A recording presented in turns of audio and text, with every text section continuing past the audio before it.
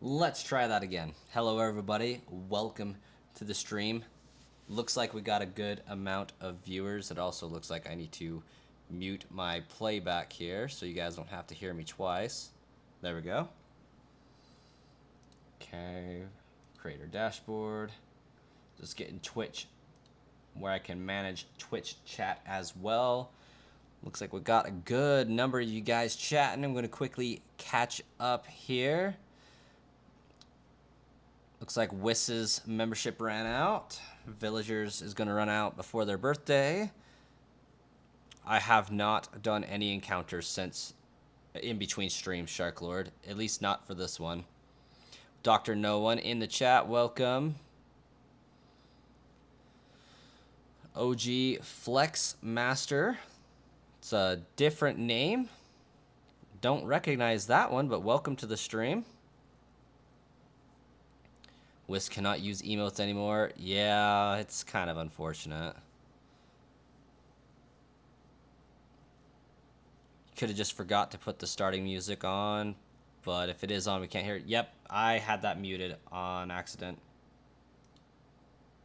I definitely had that left on muted.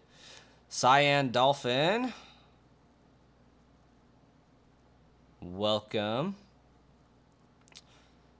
Looks like doing some music lyrics or something.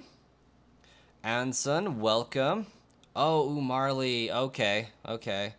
That is a name I recognize. A Darth for Fun, welcome. How's everybody doing tonight? We're going to get some Poipole encounters. And they're going to go quick. Once again, we are hunting on 2 DSs at the same time on 3.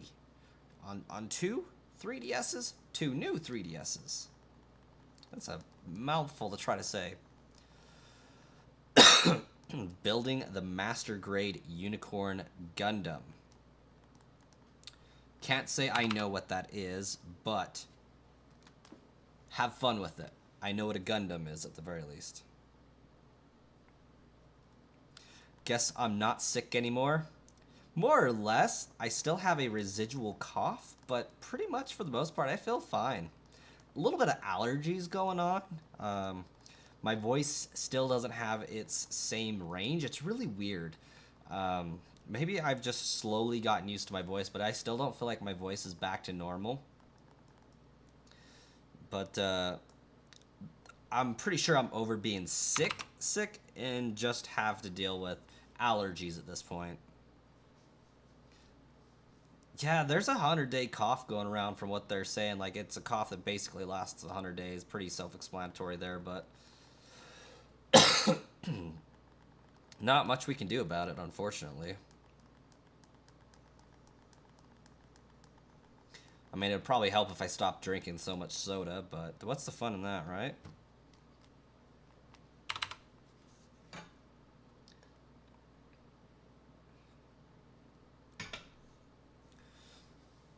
The Angry Bot. What Pokemon game is this?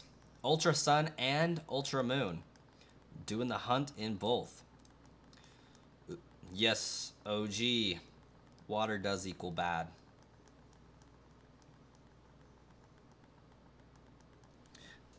Dr. Pepper is actually what's in this right now.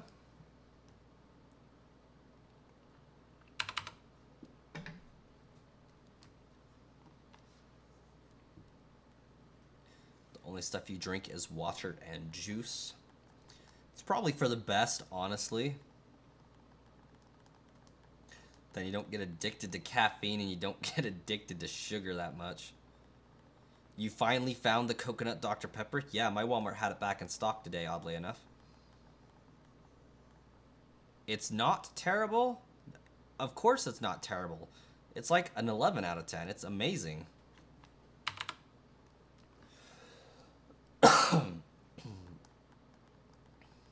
Like, if Dr. Pepper is the baseline, Dr. Pepper with coconut. Blackberry lemonade. Oh, I can't throw shade at that. I like some raspberry lemonade myself.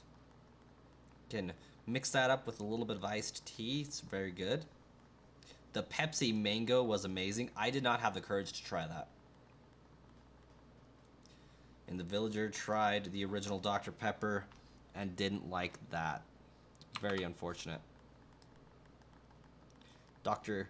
Pepper is in my veins at this point.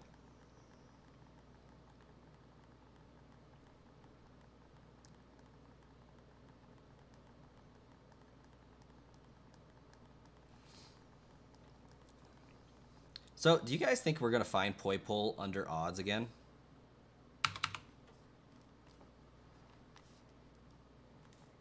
It tasted like a cherry-flavored cough syrup. Okay, I mean, fair. Out of the 23 flavors of Dr. Pepper, cherry is one of the stronger ones. Keep a 12-pack on you at all times, like in your trunk kind of business. That's what's up.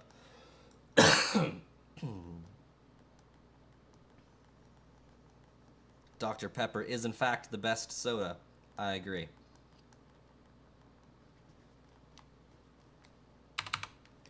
It's like, I gotta hand it to Dr. Pepper or Mountain Dew. Like, Coke slaps every once in a while. Pepsi hits right every once in a while. Dr. Pepper's never let me down.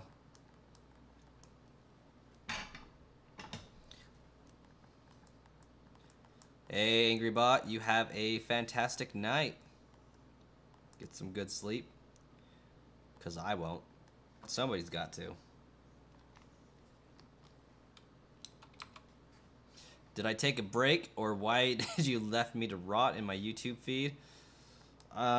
It wasn't an intentional break, I can say that much. Let's see. What day did I miss? It is Saturday today into Sunday. That means I missed Tuesday. Missed my Monday night stream into Tuesday. What went on Monday night? I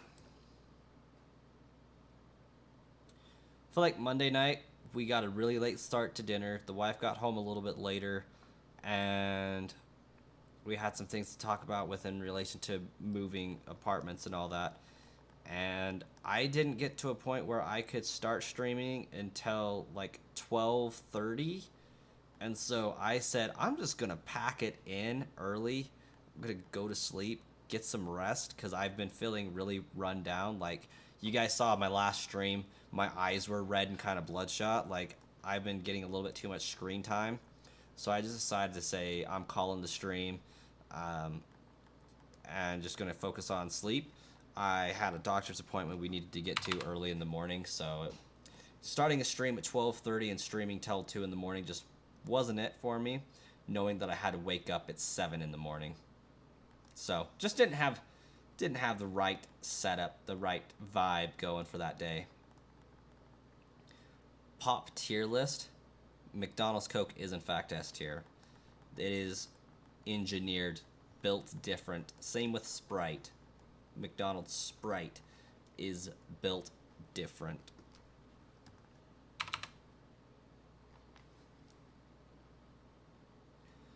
But my eyes are doing better. Also, huge win.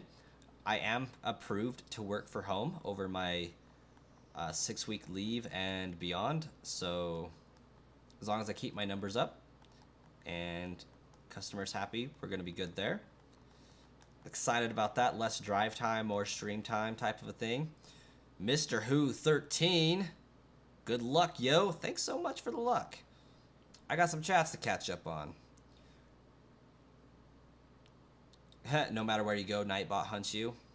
Not the biggest fan of Dr. Pepper. His assistant nurse, Clamato. Oh, that's great. Man, the K rule eye. Both 2 eyes instead. Actually, it was only in 1 eye at a time. It was the weirdest thing. Like this eye, no, this eye was messed up, then this eye got messed up. It was bizarre. But what do you do? Haven't been able to sleep at all for like a week. Your allergies have been killing you. Allergies are the literal worst.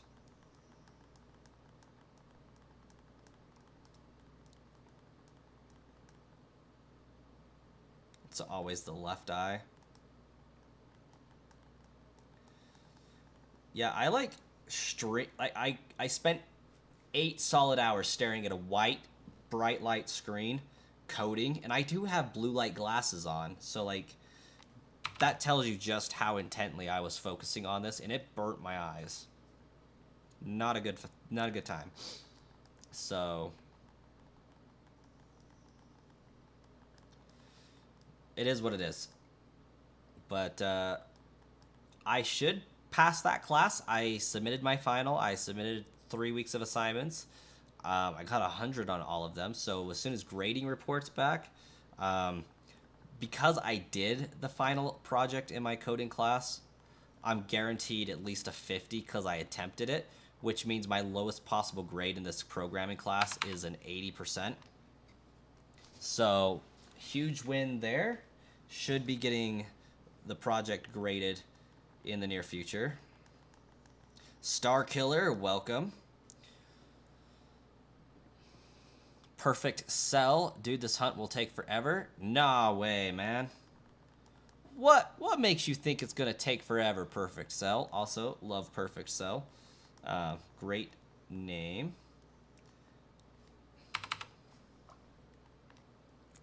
Part of the Red Ribbon Army. Also shiny incoming. Was trying for a shiny Wobbuffet in Oris. And planning on naming it Jambuffet. That's actually a pretty cool name.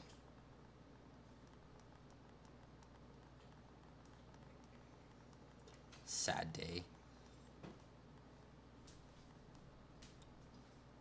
Cubby? Cubby! Hey, I recognize that name.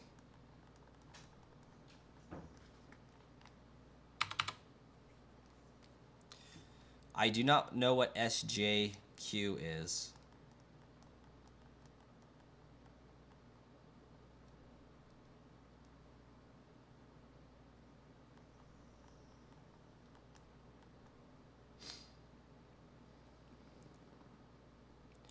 Perfect Cell pops into chat, says this hunt is going to take forever, then dips. Who do they think they are? Compared to Jirachi and Manaphy, which we got done with both of those recently, this hunt is going to go so fast. Even if it takes quadruple odds, I will still beat the time it took to get Manaphy or Celebi, respectively. Or, sorry, Manaphy or Jirachi. Jirachi for sure. Like, Jirachi took pretty much 100 hours or more. Like, I still am adamant that I did some encounters off stream that I don't have on record. Because I was dead certain I had 80 hours before 200 encounters.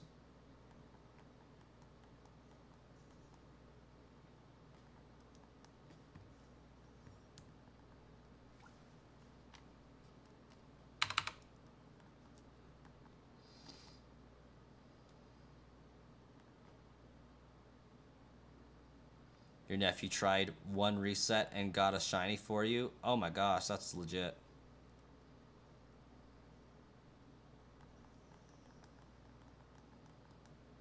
Oh, only good anime. Cubby, I'm doing well. How are you this evening?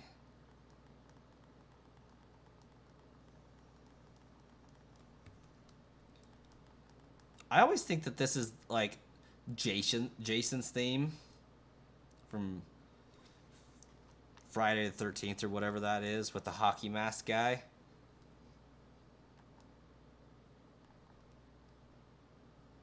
It was the Poipole. Nice. Sean Luke, welcome to the chat. Jason Vors, yeah. Like, this song starts out like Jason Vors' theme song every single time. I was like, hey, I got a white Poipole. Is that normal?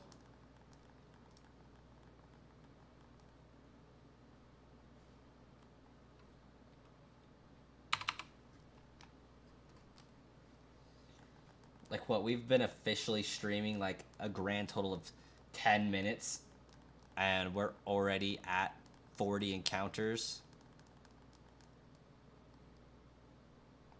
Voorhees.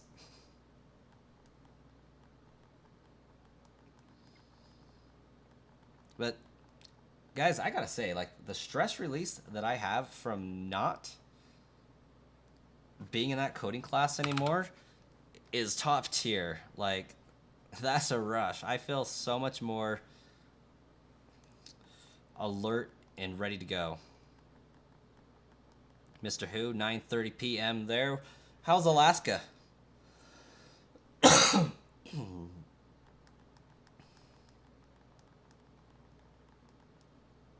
1:29 a.m. gang. How's the East Coast, Flex Master?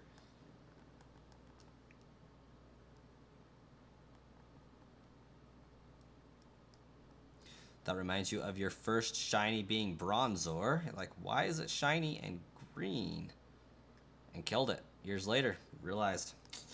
That is terrible.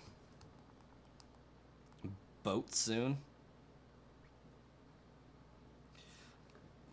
My time zone is Mountain Standard Time. I live in the middle of nowhere, Idaho.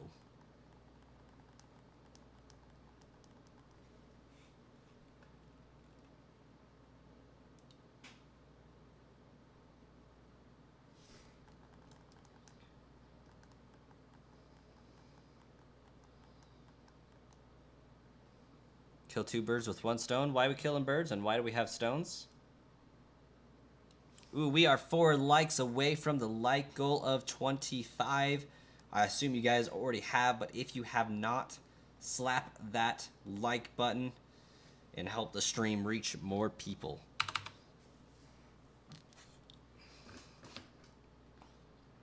No, Brass, I live in the middle of nowhere. Honestly, Mr. Who, if you live up in Alaska where I think you do, I have no doubts. Brett's going, you don't like coding class, or you passed and are relieved? Yes. I passed and I am relieved. So, here's the thing. I'm still in a love-hate relationship with coding. I took a C++ coding class in college, and over 18 weeks, I learned how to do intro to C++. Everything up until you get to object-oriented programming. And that class scared me so bad, I didn't take another coding class for 5 years, roughly. I finally got this coding certificate class. It's like Java boot camp, and it's 18 weeks, and it's like, you know, all-encompassing for the back end. And I have another class that I'm enrolled in that I don't have to take for front-end Java. And I might derp around with it a little bit just to see what it's about, but it's neither here nor there. I took this Java coding boot camp for 18 weeks, and it's the entire thing. So first 6 weeks was everything I learned in 18 weeks with C++. The next 6 weeks was learning MySQL, and then the next 6 weeks was learning Spring Boot / doing the final. And it was really like 3 weeks learning Spring Boot and 3 weeks doing the final. Very stressful. I excelled at the first 6 weeks. Like, I was 2 weeks ahead the entire 6 weeks until I got to week 7 and 8, and then MySQL just slapped me in the face. So had I had 3 classes to do this like I would have in college, it would have been a lot less stress. I would have been able to be taught better. I would have been in person. I would have been able to ask questions easier and get instruction and guidance and more clarification. But because this coding class was online, condensed 3 semesters worth of knowledge into 18 weeks, which is a time span for about 1 semester, I just did not handle it well. Also, part of the problem was I work a full-time job while doing this class. My wife is pregnant. Like, I started this January, 2 months after she became pregnant, and we were like, okay, my kid's easy enough to manage that I can do a little bit of it after work. Or I can do it on Saturday while she's home. And just her pregnancy became a little bit harder, so she wasn't able to fully watch Kyan, or my kid, on that day. And yeah, he just required a little bit more attention, Baby Coin did. And I wasn't able to do my class after work. I wasn't able to do it during work. I wasn't able to do it on her days off that easily. So I would crush an entire week's worth of assignments in 6 hours on Sunday with my kid at my parents' house type thing. So I'm just relieved that I don't have that stress of when am I going to have time to do this assignment. That, and my state was doing a program where if we enrolled in a higher education coding course of some kind, they would pay for 80% of it and I had to pay for 20% of it. If I did not pass, I had to pay the full cost of it, and it was like $3,500. So I paid $700 up front, and they paid $2,800 as a Idaho resident bonus type thing. And just the knowledge of if I fail this class, not only am I out $700, I have to come up with $2,800 with a kid on the way, on top of failing the class, you know. So it was just a very stressful time. And now it's done and over with. So part of it ruined me for Java coding. I could code apps in Java, but like they didn't focus on how to do like applications like programs like you would think of. It's more like, okay, you can do a menu driven application, but that application is going to connect to a server, store information, and give the user information, all that fun stuff. And I didn't enjoy it. I liked my C++ coding class where it's like, hey, build a calendar. Build something that will do a math formula for you. You know, they actually worked us through doing some bigger programs. Build a Sudoku puzzle type stuff. And I enjoyed that.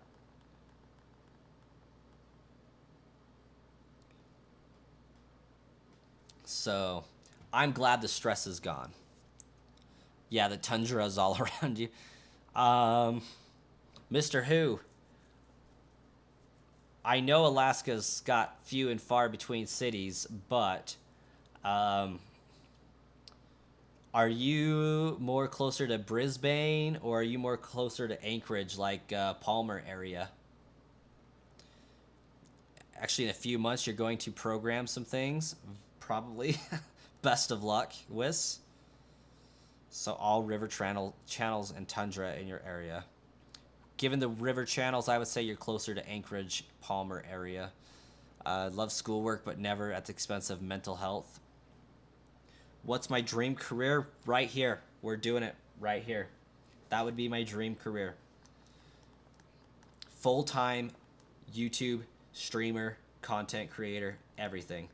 And I want to say we're like a fourth to a third of the way there. You know, I'm at a point right now where mathematically, I know if I went full time right now, I would make it. I have no doubts that if I turned my 9 to 5 into streaming, I would make it. The people would come. We could have a community that's growing. I know that I could make it. I just can't convince myself that the risk of not is worth it, because I want a house. So until like YouTube memberships are actually at a point where it's like $2,000 a month, I can't do it. Until I get my YouTube ad revenue up to about $1,000 a month, I can't do it. I can't. Until I get partnerships and sponsorships up, can't do it. This month they're actually pretty crazy. You've noticed on my channel I've been doing a lot of Pokemon Go spoofing videos. Every single one of those is a paid video. And without getting too into it, I'm in the ballpark of $30 at the lowest and $120 at the highest for being offered to talk about those programs. And I've had a lot of fun with it too, but I know it's not going to last. But I want to do those because, one, it's something that my community can benefit from in the slightest, and it gets me experience and practice and metrics to show to bigger companies for sponsorships deals there. So the better that those videos do, the better it makes me look as a partner, so that people will ask and reach out to do sponsorship videos with me.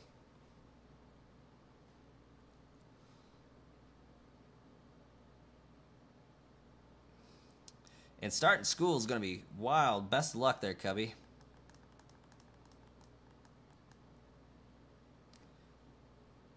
Took a giant risk and it worked. So far, this is working. Wasn't easy to get to this point, that's for sure. Definitely a lot of trial and error, but the grind don't stop. We're here because of the grind. A Darth for fun.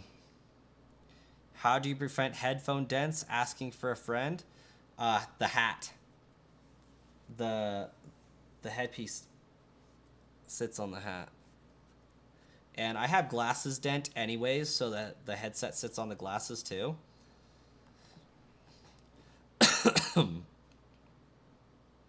Kind of close to the coast, but not quite the Yukon area. Okay. Nano region. Gotcha. We live for the grind. Beetotem, welcome. Yeah, so glasses dent. The arms of my glasses actually like have a permanent dent right here. So the headset sits on the glasses. Want to study accounting, business, and economics, but someone brought up a really good point. Statistics is the opposite of probably. And now you're rethinking your career. The hat is the key. It really is. Because if the hat right here is having the headphones sit on it, they can't push down on my noodle.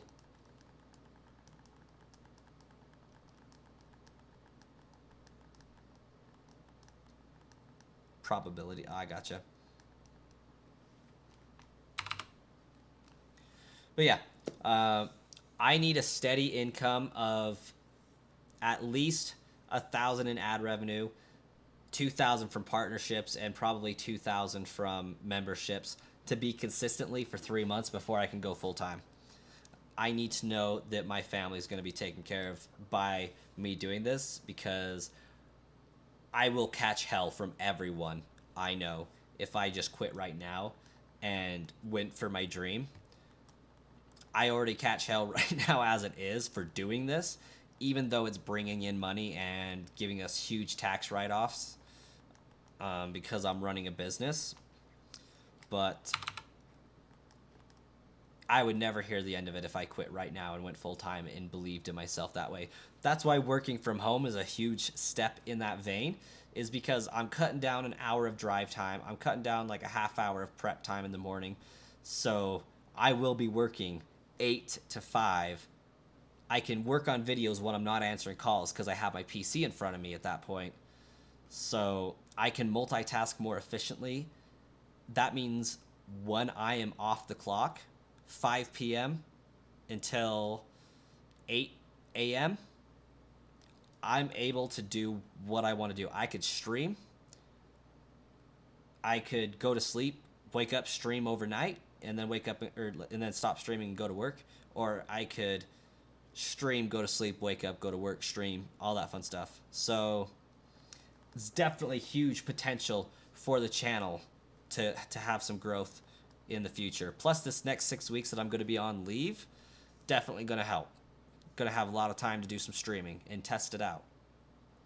Also, welcome everybody who's just joined the chat, scrolling on in through the YouTube algorithm.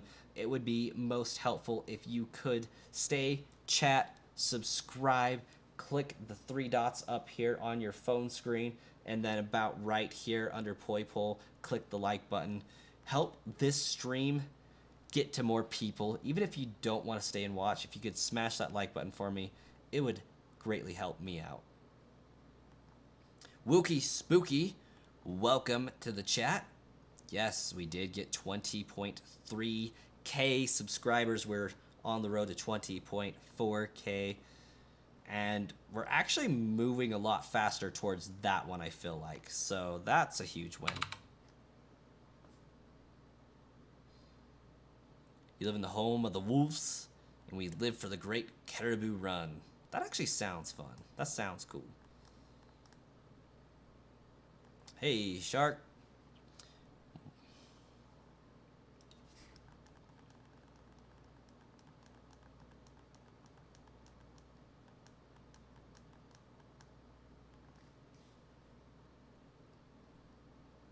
Ooh, we are 2 likes away from the like goal. So if you have not liked, which a lot of you seems it has not, smash that like goal for me. What has helped me grow my channel the most, Cubby, is definitely the Pokebots. I can attest that if I would have grown my channel through streaming and I would be right here, we wouldn't be having this problem. If I had grown my channel to this number just by streaming and doing videos, I would already be full-time. I am this big right now because of the Pokebots. I was at 600 subscribers when I introduced the Pokebots. I quickly grew to 10,000 because of the Pokebots. Since then, I probably grew another 1,000 due to videos, maybe, and another 9,000 due to the Pokebots. So I want to say, out of all my subscribers, 18,000 of them at least are here just because of the Pokebots, trading out giveaways, things like that, like Blaine's channel. And 2,000 are here because of me. I feel like that's a fair assessment. And even regards to those numbers, I think the channel's pulling in memberships anywhere from $200 to $300 in channel memberships. So that number could definitely use to be increased. And then Discord memberships are about $300 as well. So realistically, I'm getting about $700 a month doing this. So not super great, but for a hobby and something to just do on the side, definitely amazing. But I definitely need to grow that number to make it full time, because I need at least $3,000 to live off of. You know, $3,000 is the bare minimum to live in my state with rent, and honestly, I should probably say $4,000 a month is going to be that safety net of survivability in case there's low months, high months, all that. Average of $4,000 a month is what I'm looking for.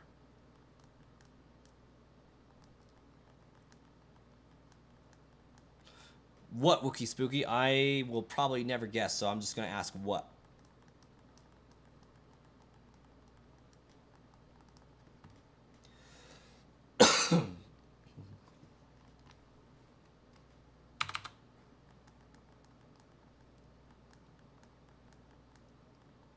Sam Din, welcome.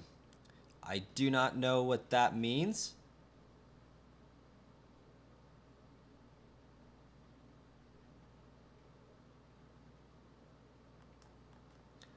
But I want to say that's probably Romanji. If that's not just somebody's name.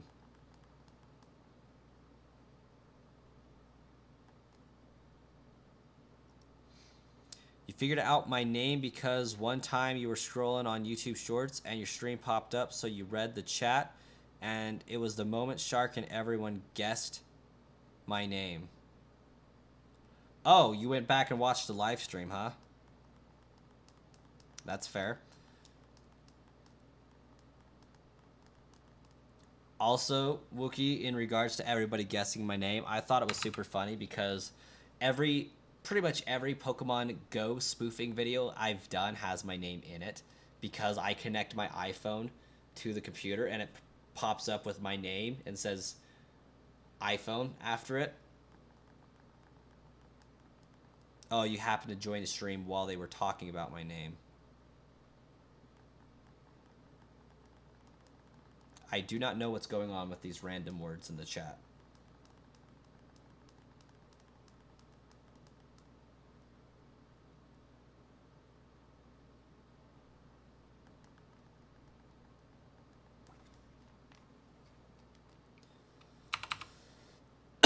The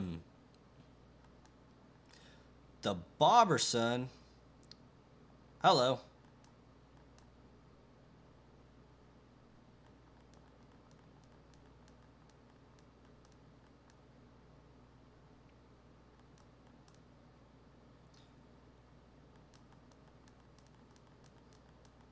Oh, that makes more sense.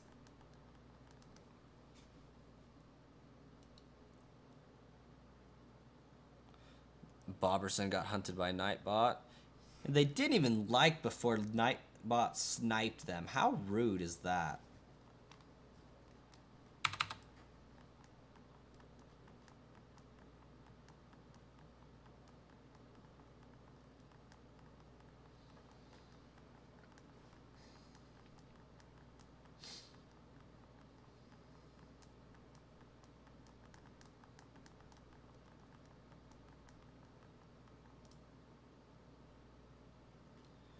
Nightbot got mad because his doubloons were drained.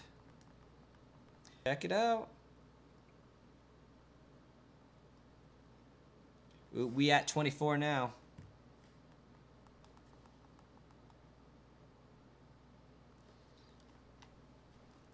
I think we're good without the name guessing in this stream. We did that last stream.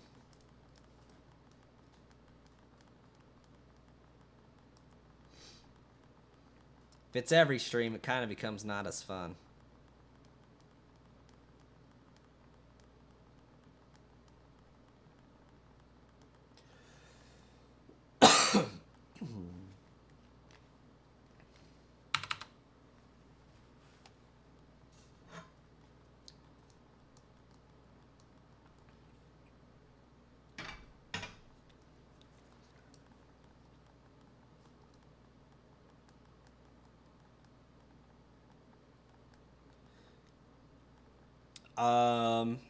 Mr. Who, you can definitely call me all of those. I probably won't answer to Daryl, though. Not likely to happen, but not opposed to being called Daryl. I just probably won't respond to it.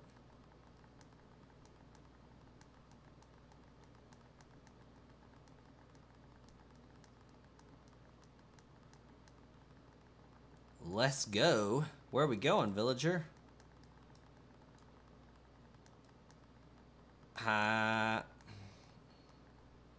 Who summoned me? Wonder who that is.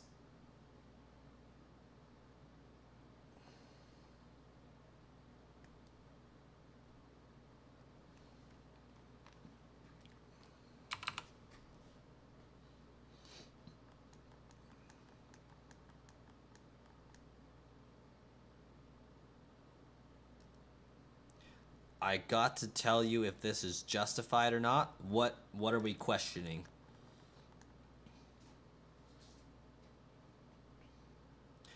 No, that's why I said you can call me Daryl, but I probably won't respond to it, Shark Lord.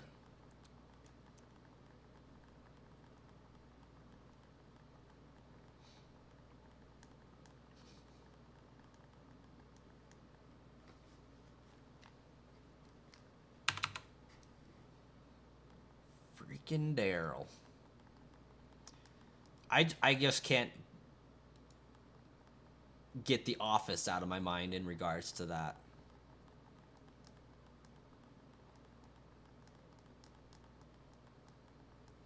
You're going to a party? If it's on a ship, don't do it. Those don't end well. Like goal was smashed. We're at 25 likes finally. Under the 1 hour mark. That's pretty sweet. Daryl is a pretty cool name. I'm not going to complain. It still tells me that 24 likes are reached, but I'll believe you, Shark Lord. So you are welcome to set a new like goal. Me and Villager were in another live stream chat, and someone mentioned how Frieza hates monkeys. And then we started naming monkey Pokemon. You didn't really mention any because You thought it could be taken. Ooh, villager beating us to it. Love it.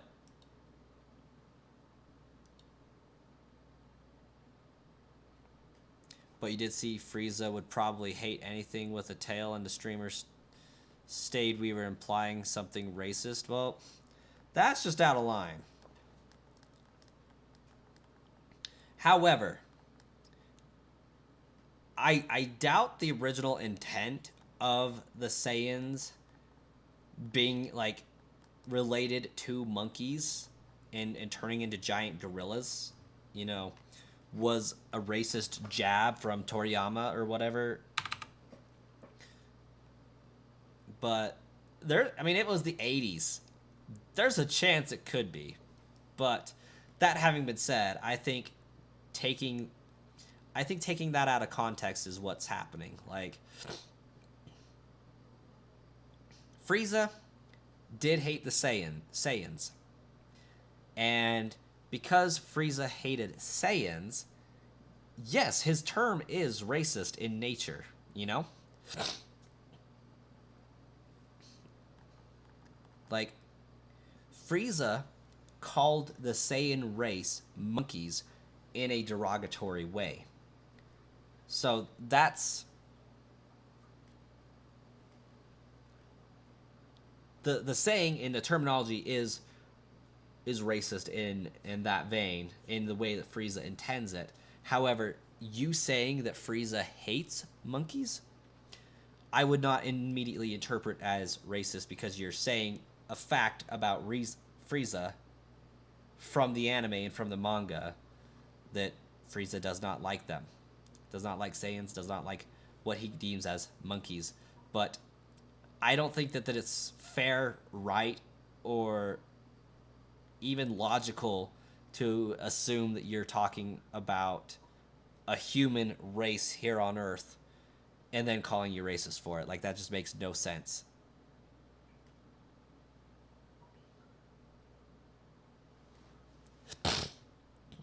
Toxic is 25th. Welcome, Toxic. Thanks for that smashing of the like button.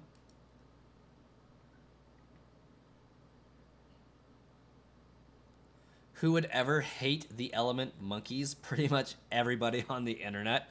I did enjoy them, but I think they should have been done differently. I can see why they're hated, but I like the hear no evil, speak no evil, see no evil aspect of their poses, but I think they were just way too derpy.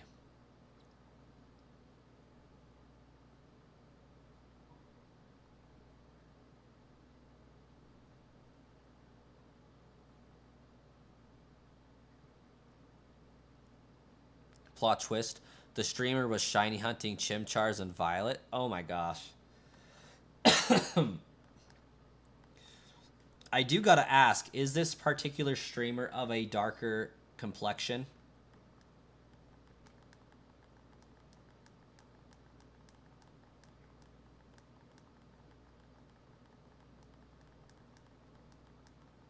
Okay. Yep. That checks out.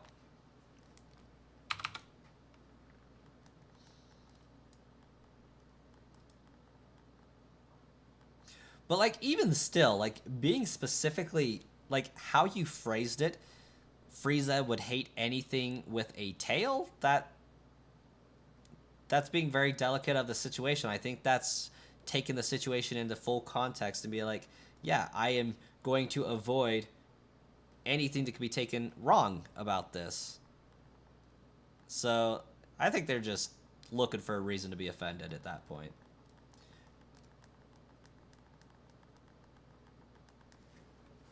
I miss the days where people weren't offended by things. And if they were, you got your clock rocked. Like, bring those days back. Mine Turtle! I like trains.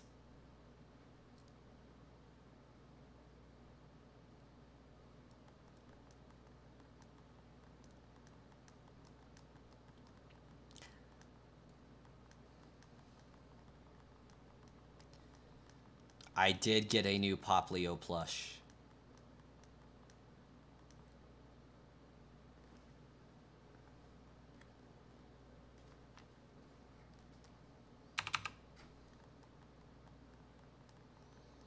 Suddenly, pineapples. Cookies, cookies, yeah, I want cookies. I like trains.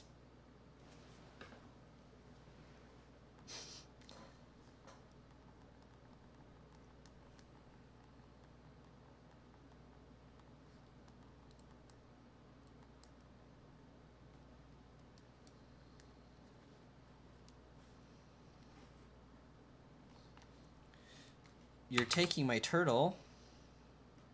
Oh my gosh, we do need more ASDF movies. ASDF. Cannot wait for berry picking season, especially the salmon berries. Not bad. It's a magical pony flying through the sky. Shoot it down. Which gen had the best designs, in my opinion? Cubby. Gen 3.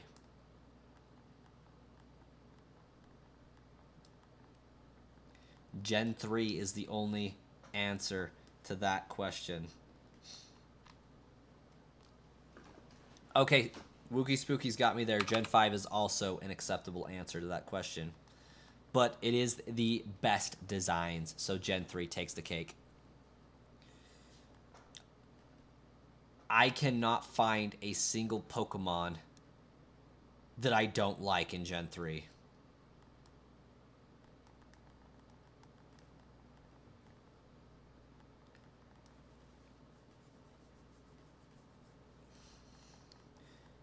Gen 5 is still really, really great.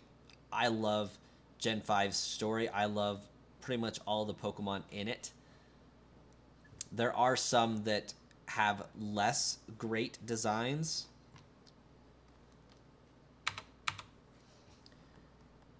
But Gen 3 overall has, I think, the best Pokemon designs.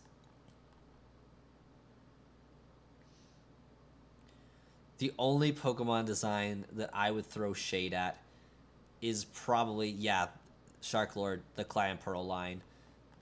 I can see how people would dislike those. I do not get Clamperl evolving into Huntail or Gorbis. That makes no sense to me. So design-wise, if I had to pick a flaw, it would be them. But at the same time, I love Clamperl. Like, Clamperl's awesome. Clamperl's everything Shelder should have been.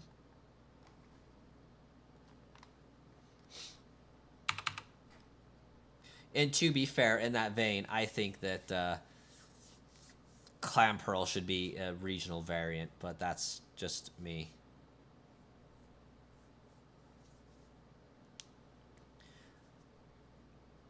Guys, quickly, what is a Gen 3 Pokemon to despise? Why are we hating Volbeat? Volbeat and Illumis were great. Maybe not so much on a competitive level, but I think they were great.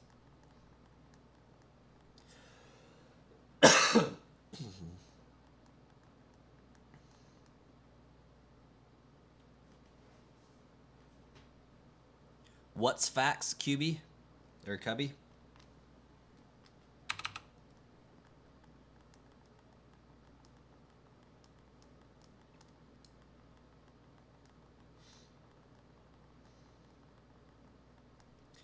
Shroomish face. Shroomish looks like Shroomish should. Shroomish is a great design. Volbeat and Illumis were annoying, and facts on Clamperl being everything Shelder should have been. Yeah, okay, gotcha. I mean, I found Plusle and Minun more annoying than Volbeat and Illumis, and I don't know. Maybe I didn't like them as much at the time, like all four of those Pokemon. But, like, I just have such a great appreciation for those four now. Especially compared to some of the things we've gotten since them. It's just like, okay, yeah, these weren't so bad. Someone grabbed the C-Dot ball. Hold up, Shark Lord, I got you.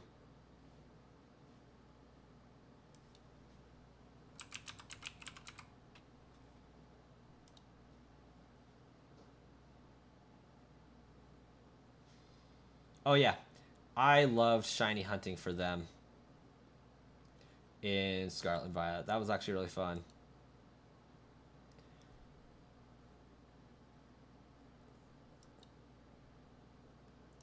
Was it Galactic? No, it wasn't Galactic.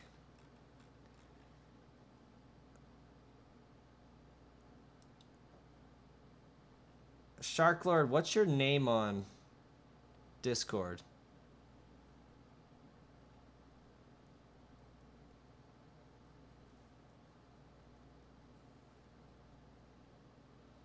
Dr. Snapper. Bro's got a PNG on standby. I sure do. I just don't know who sent it to me. I feel like it was Shark Lord. But I've gotten a lot of messages since then.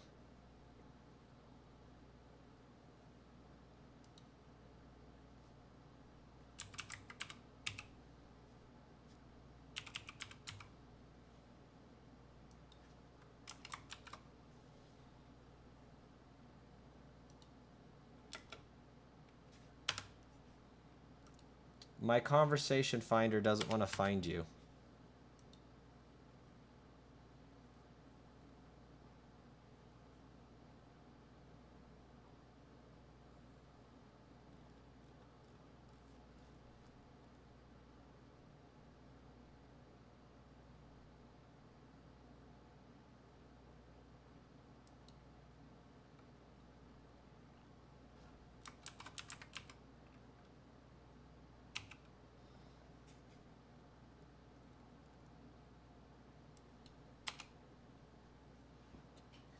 Oh well. It's taking too long.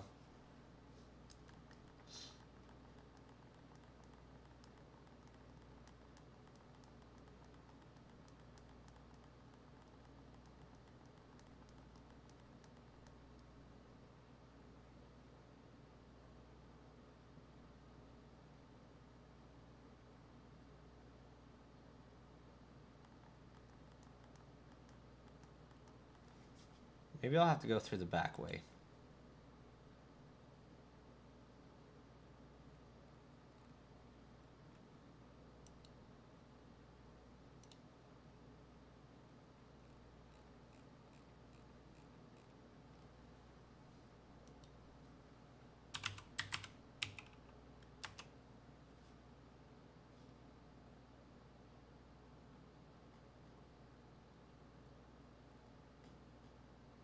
Oh, really?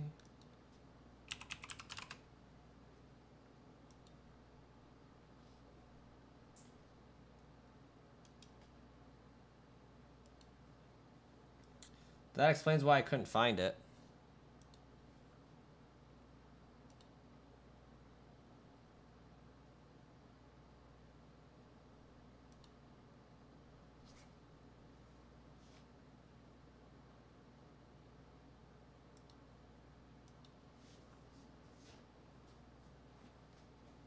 I thought it was sent to me in private chat.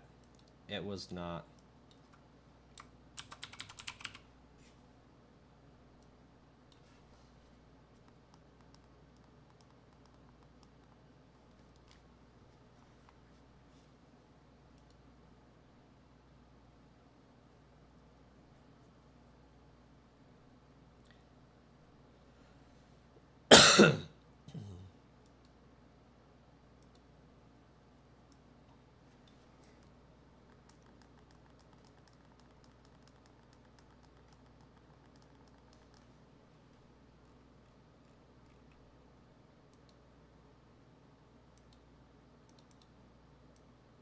Oh, that's interesting.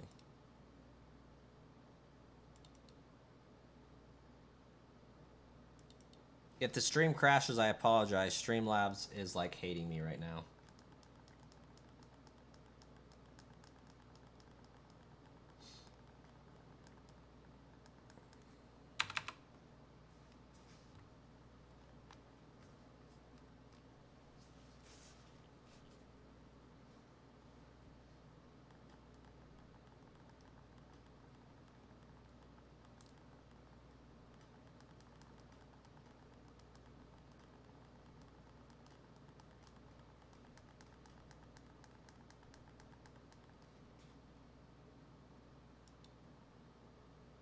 Oh, yeah, I'd added a bunch.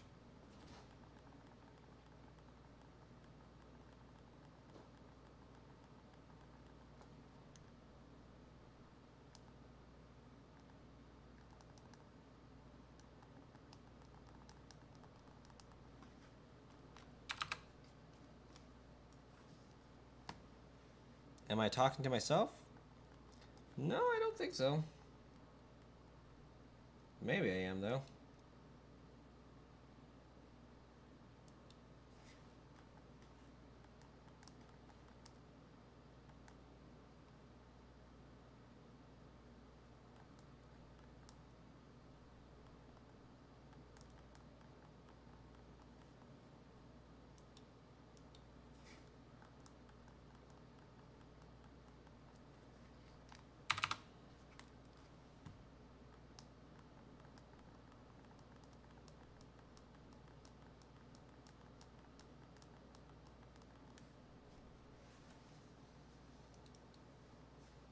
Yeah, my computer's having massive processing issues.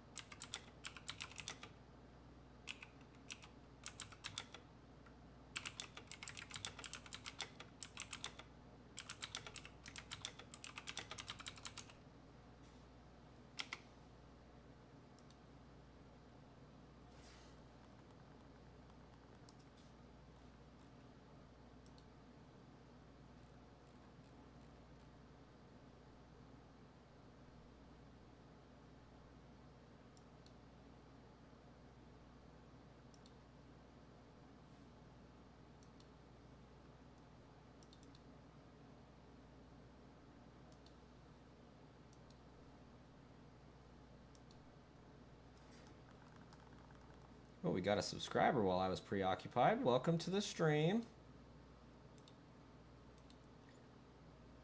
All right, y'all. That is C. Ball. For those that are wondering.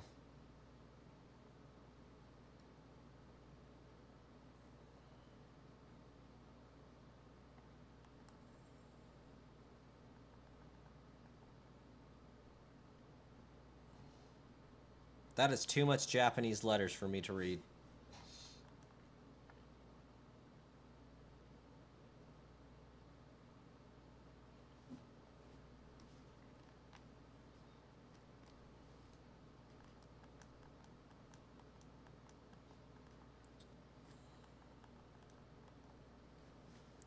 C. Ball.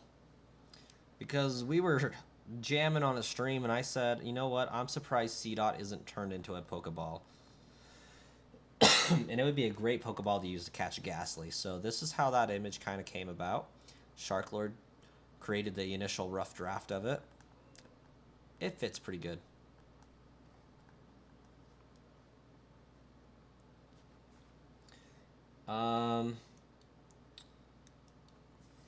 Cubby, I know English. And I can kind of read some Japanese. Not well, though. And I don't have any vocabulary in Japanese to translate it into. So, like, I could kind of sound out some of the hiragana. Know nothing about the katakana.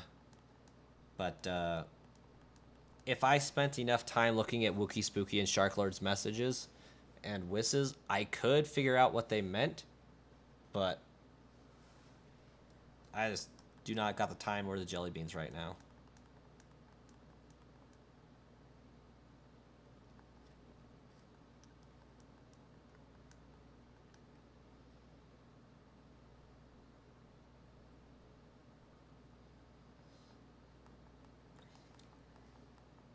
Wookie Spooky's got the jelly beans.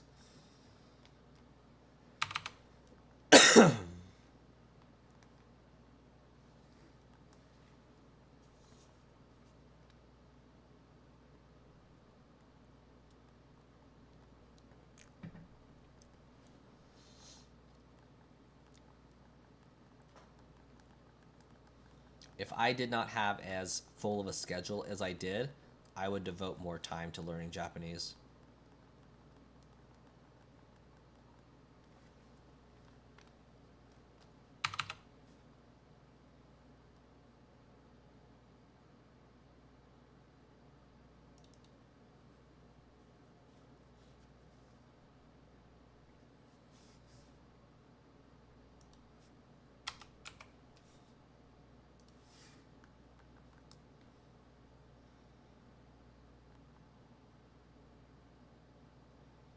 Wait, what about Sculpede? Duolingo will come after me.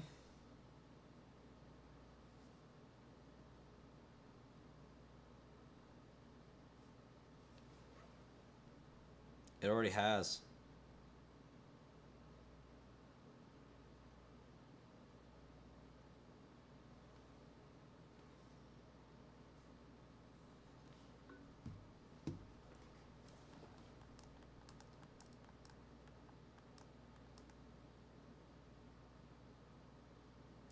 Scoliosis speed. Top 5 gummies.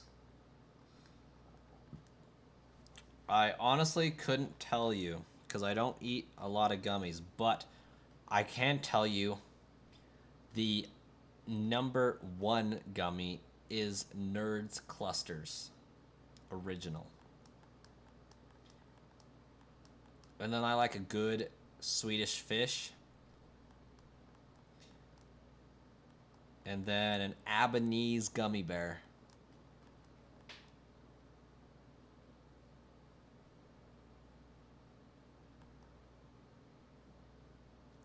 What is my Duolingo streak? Non-existent.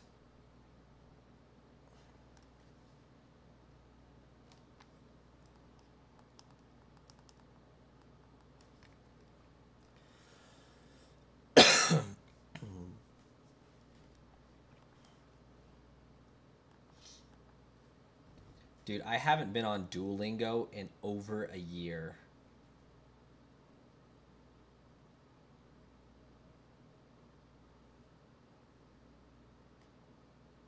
Keep learning Japanese and start with a refresher.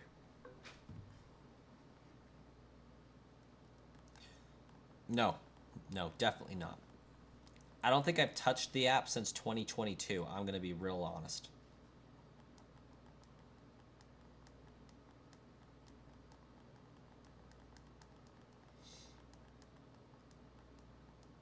It's been several hot minutes.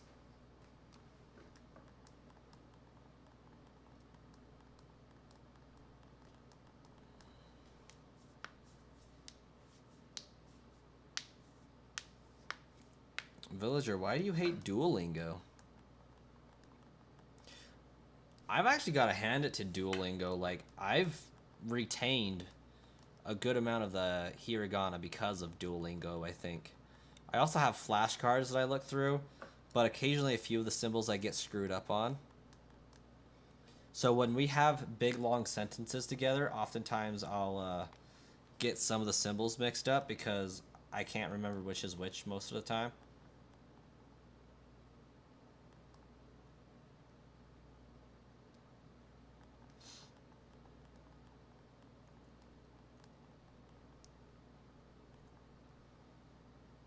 Baby number two's due date is the 14th.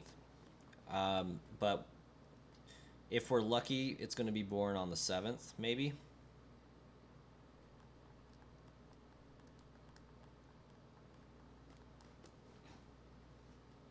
We'll see, though. It might come earlier.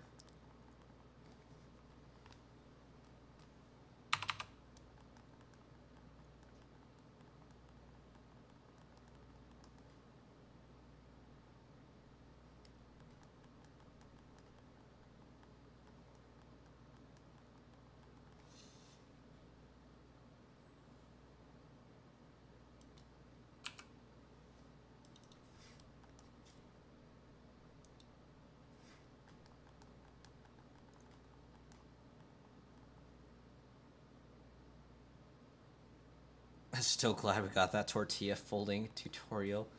That's funny.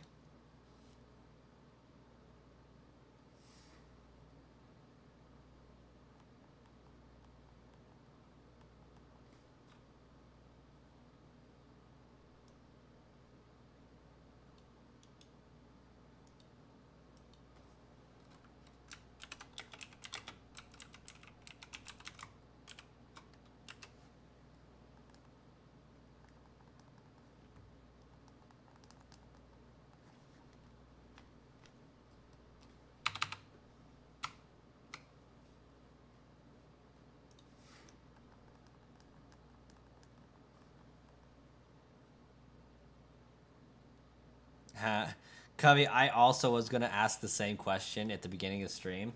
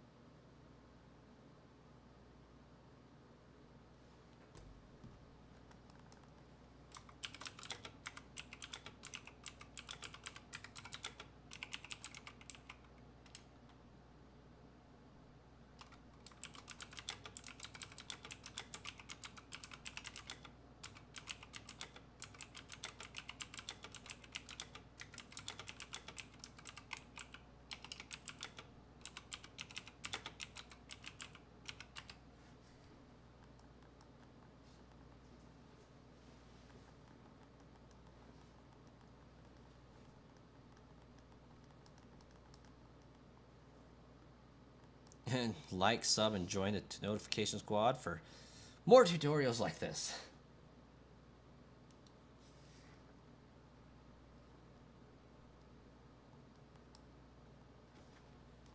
Oh yeah, as of yet, I don't think we have an official claimer on the nickname rights for Poipole. Blobberson has returned.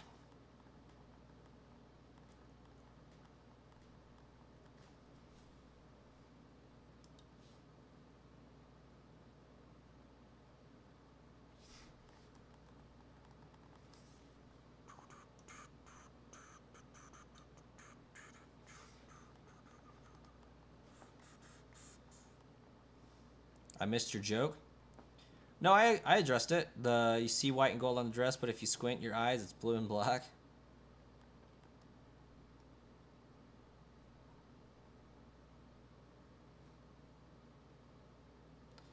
What color is Poipole? It's Poipole.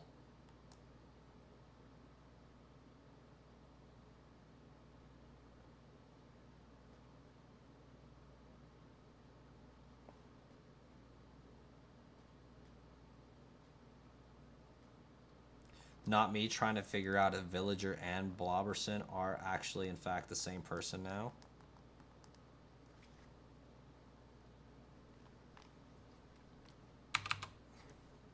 Because at this point, I don't even know anymore. Nah, guys. He's just locked in. No, Wiss, I only ignore your goals that you put up. If I had a lightsaber, what color would it be? It's a great question. Honestly, it would probably be a purple one.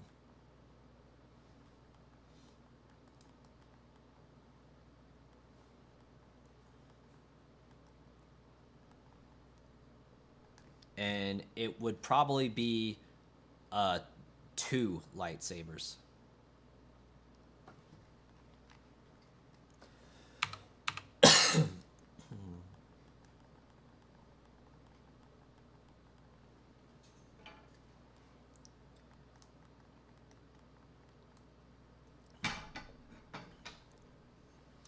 Wookie, it doesn't mean you're a mix of evil and good.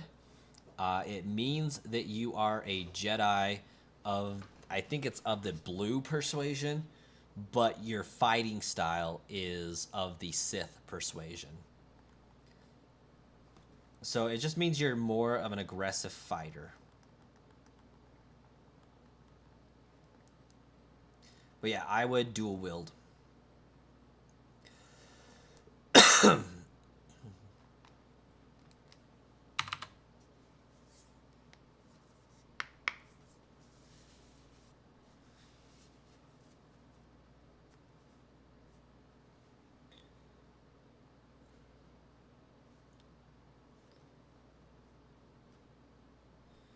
looks like Shark Lord broke.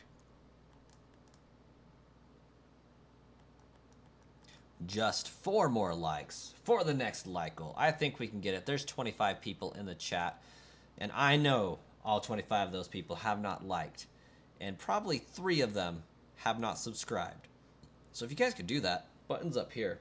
Press that little 3 dots there, and then the like button should be here. You can also like touch my finger right there. I washed my hands before I streamed, so you're good. And then that like menu will appear again.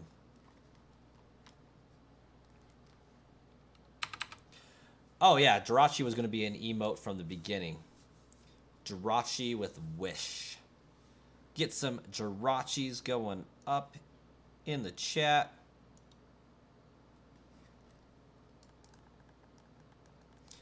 If you got Jirachi, send it. We need Jirachi sent in the chat.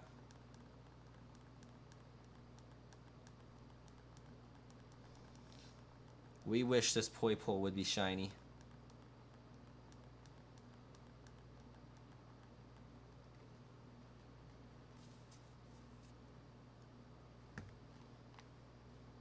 Let's get some wishes.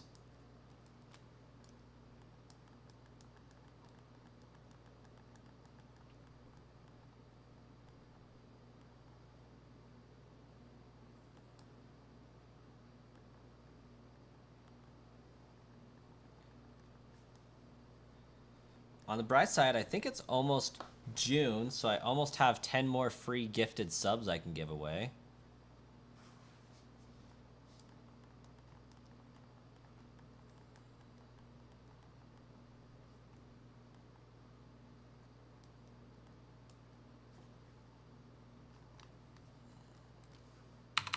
Hopefully you get it. Hopefully indeed, Wookie. I was so devastated when I found out that it can't be, like, it's not given to people that are live on priority first. It's given randomly.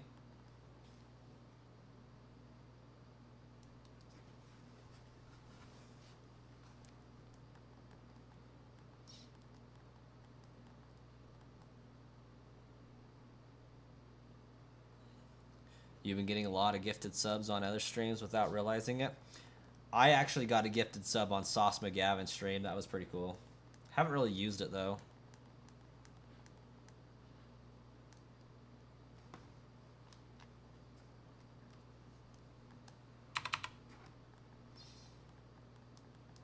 If we don't get it, we'll play Fees for Farewell for you. Shark Lord, that's a win tune.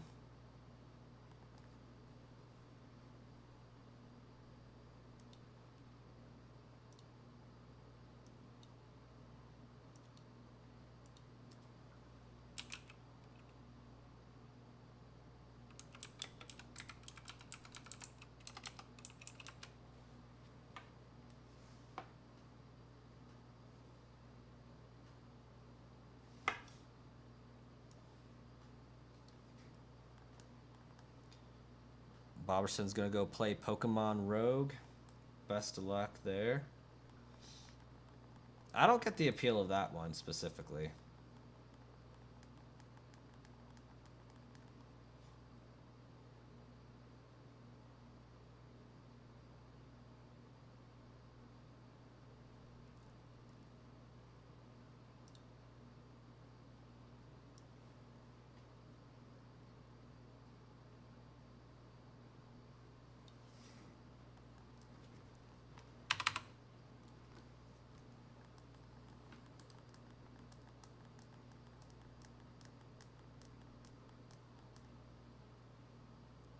If you don't get it, speaking of music, there's no music playing? Oh my gosh. Oh my gosh. Shark Lord, y'all should have said something sooner.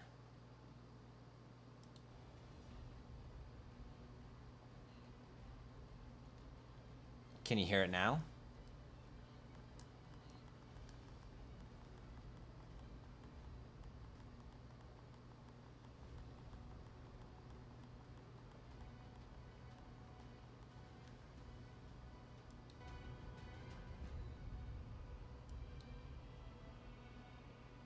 At least you can do a Mimikyu fan reference. I'm actually surprised we haven't seen Mimikyu fan today. You've been hearing my computer fan as a soundtrack? Oof. That is terrible.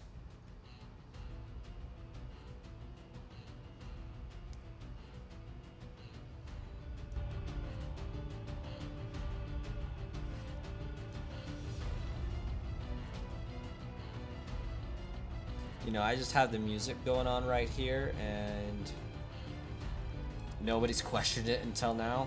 That's funny.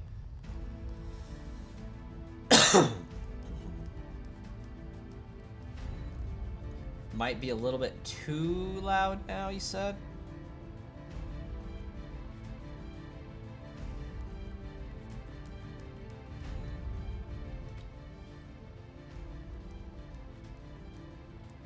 It's kind of loud. Okay, we'll take it back down a few notches. There we go. It's probably a good middle ground there.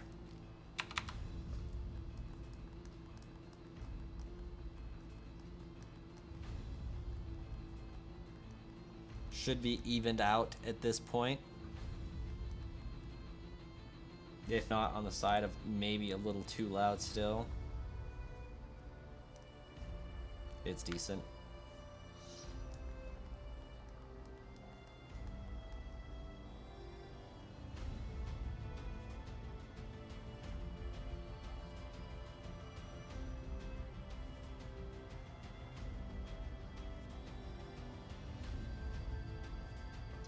I have played 0 Supercell games.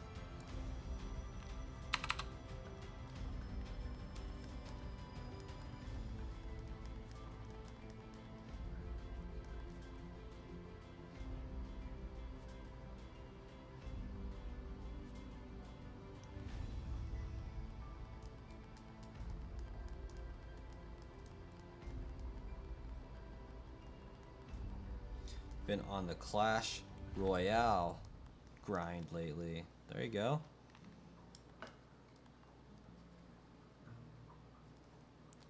Been playing some mobile games there, Wookie Spooky.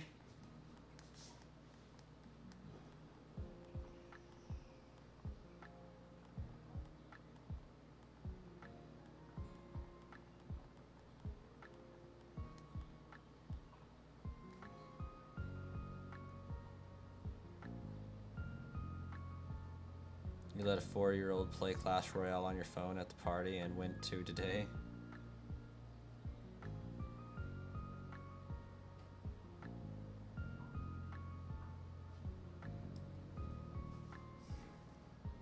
You just play Smash Ultimate in your spare time?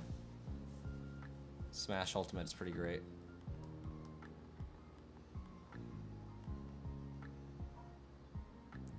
We all know that the best mobile game is CRK.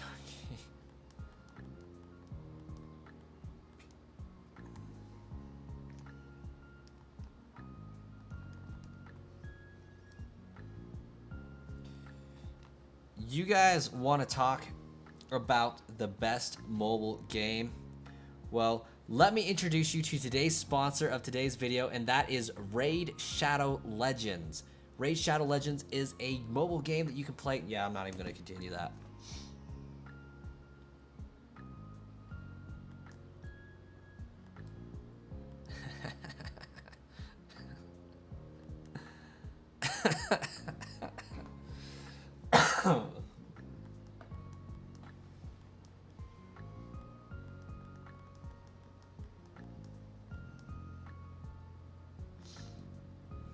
I've never even touched Roblox.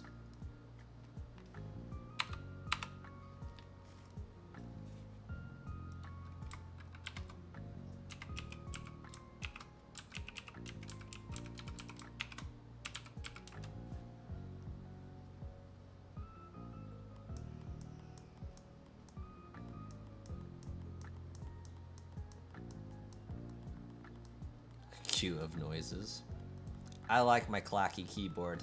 I love it so much.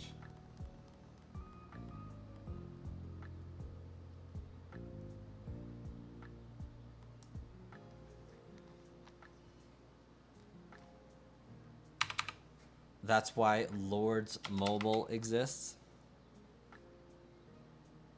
Hopefully they see the stream sponsor. Actually, I did reach out to them. I reached out to them, AFK Journey, and Genshin Impact just to see if anybody would bite. Unfortunately, I did get communication correspondence from them saying that they're going to look at the channel, but that's about the most that I've heard from them.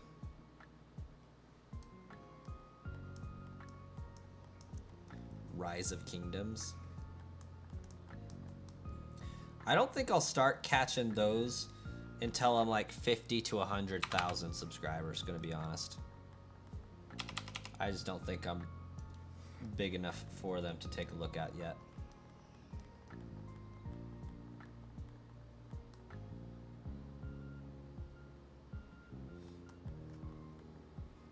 It's a matter of time. Just gotta get to everybody that joins this chat, clicks on the stream, scrolls through the YouTube Shorts algorithm. Need to get them on board and subscribing, and we'll be doing good. But when I can consistently stream during the daytime, I think we'll be doing better.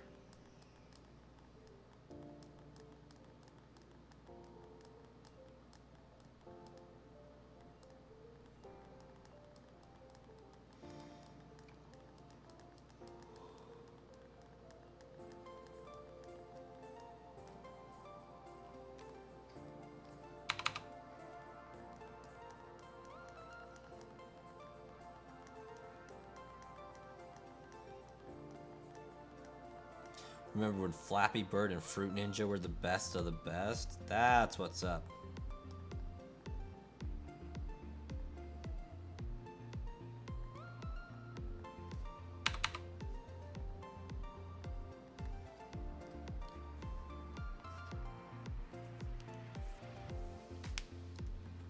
I miss the iPhone 4 days.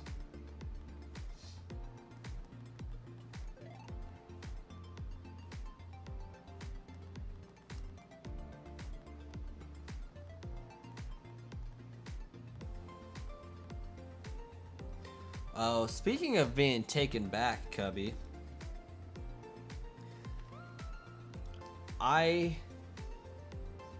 this weekend am probably going to be resetting my computer.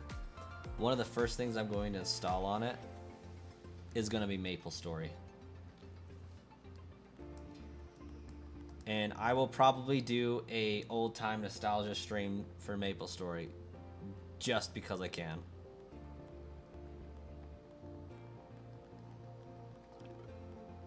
For some reason,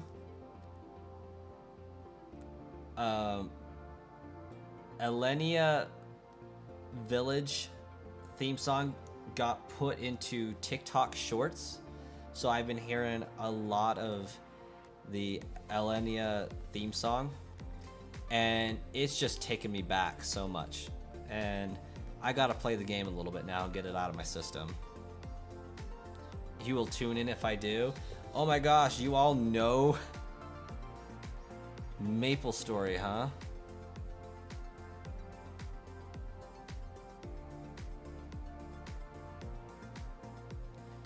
What happened with the Manaphy hunt, by the way? Wookie, we found it.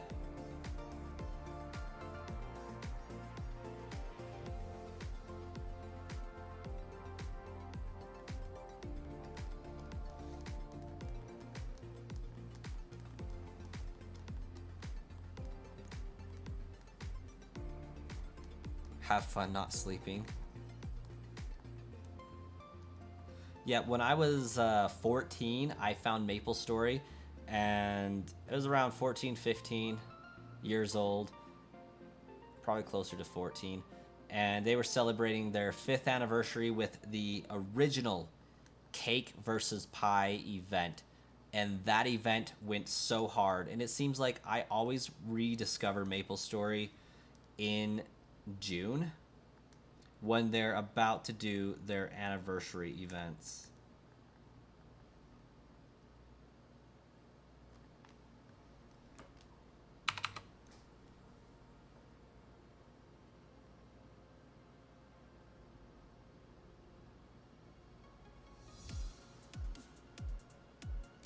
You thought I ran out of resets when I rewatched your stream? No, Wookie. So what happened with the last stream was I did my 32 normal resets, and then I'm doing a whole video spiel of it, but I did dedicate the stream and did the stream in a way that would show how I found it so fast, not expecting to find it in the middle of the stream. But I started giving every new save file on those cartridges a different Manaphy egg, and then I traded them off to my Japanese Heart Gold Soul Silver. So I eventually got like 25 eggs on this copy of Heart Gold Soul Silver, and I just extracted the save file, put it into PK Hex, and manually checked with their program if any of the 25 eggs I had would be shiny on any of the TID cartridges that I had. So I was able to do 25 checks 8 times, so, or 9 times really. So I got 225 checks in a matter of 30 seconds. So I found that one of my eggs that I had traded over actually matched with one of the new cartridge save files.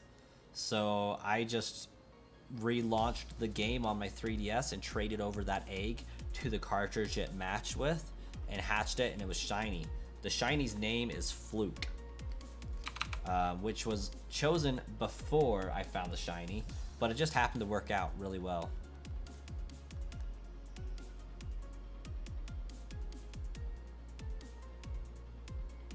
No. We did not find it. We did not run out of resets, Wookie. We just found it, so we went to Poipole. Hello, Donald Trump 89, with the picture of Bill Clinton. That's interesting. Welcome.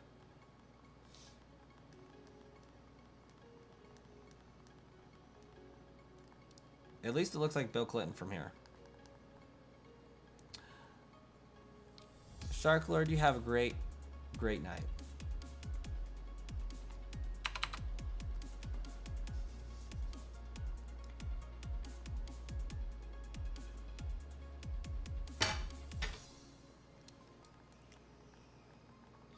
Okay, but bedbug Pokemon when? Cubby, what will I name the Poipole? That's a great question. I don't know yet. I won't be nicknaming the Pokemon. The chat will. And if the nickname rights go to the highest super chatter concurrently through all the streams at the time that I get the Poipole, so any super chat that goes through while I'm hunting Poipole will be in the running for the name rights. It's a pretty common thing to do, and I'm here for it. So if there is no super chat by the time that I do find it, I'm just not going to nickname it.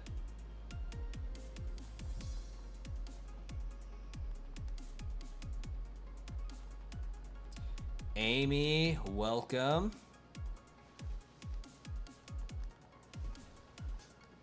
I typically don't nickname my Pokemon, so it's kind of really just a thing that the chatters get to do if there's a super chat. So, and right now, there are none.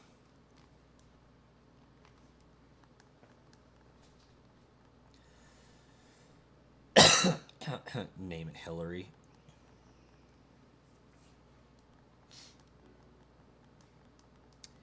If I was to choose a name, I would probably name it Wasp.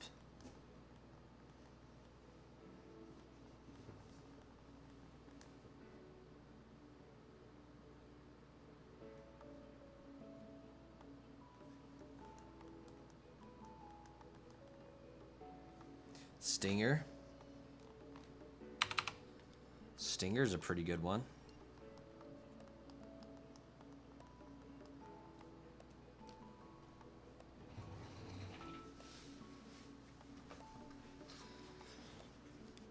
Name it Busy. Beedrill.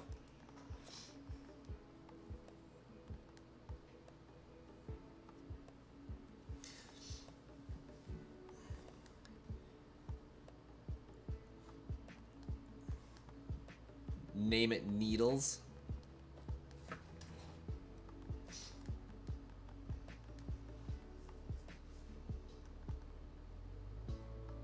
Yes, Wookie, I am getting 2 shinies. And we are dual hunting right now. So hopefully we get the first shiny on the screen that y'all can see. You should name the Nagnadel Poipole.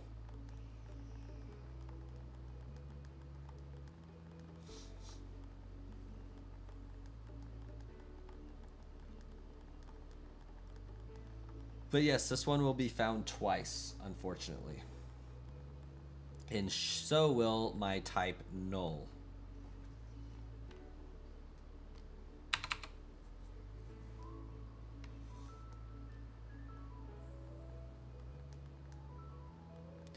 Shiny, welcome. Somehow I believe Shiny and Donald are giving off the same energy.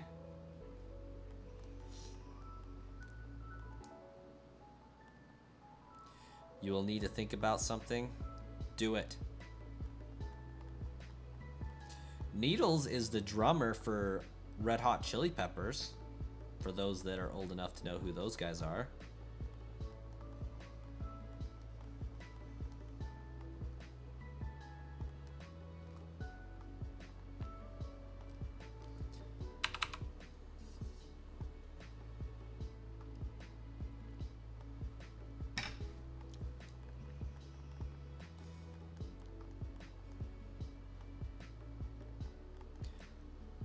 And Cubby, judging by your chats, I'm gonna guess you're 25 to 35.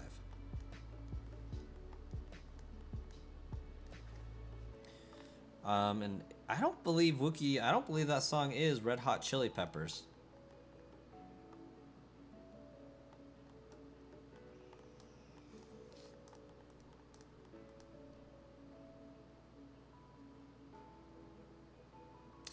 You just played Rogue and your whole entire team almost fainted.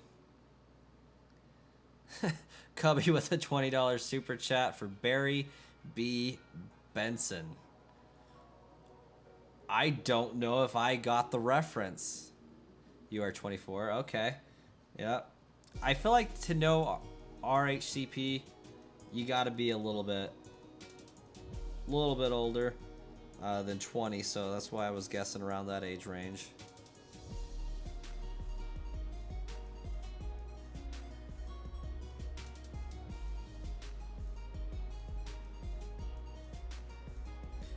Oh, I got you. It's a B movie reference. Okay, okay.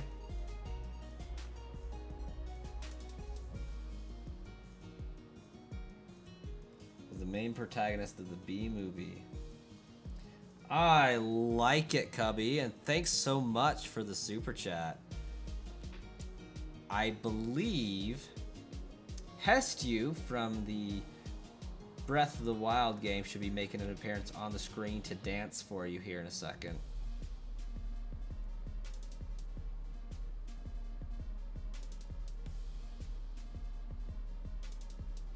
I'm gonna be really sad if I have Hestu turned off.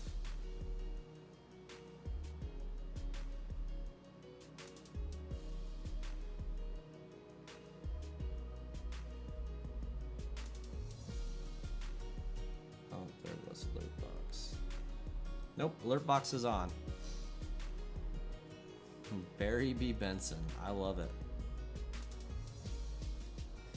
Has Besto ever returned, or has he been gone for the past couple of months still? He's been gone for at least the past couple of weeks. I haven't seen him in a long time.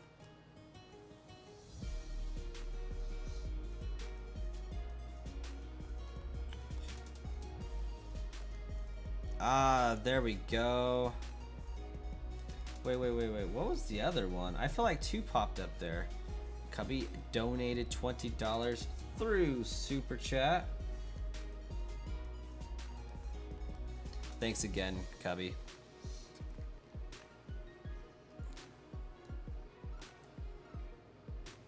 But do we all know Red Hot Chili Peppers? A few of their songs?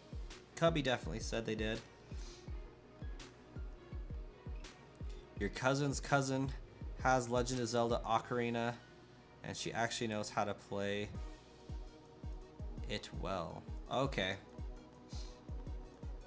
Has a Legend of Zelda Ocarina. There we go. I used to have one, but then it fell from my desk onto the floor and I never replaced it. All About Rock here. Nice.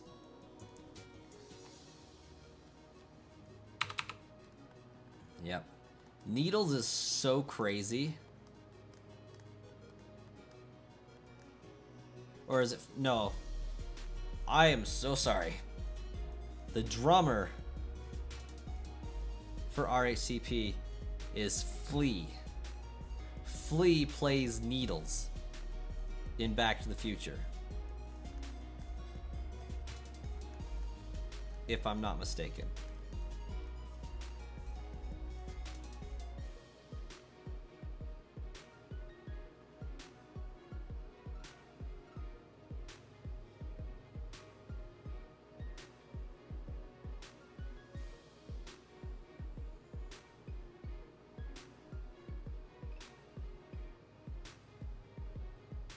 And he's the bassist, not the drummer.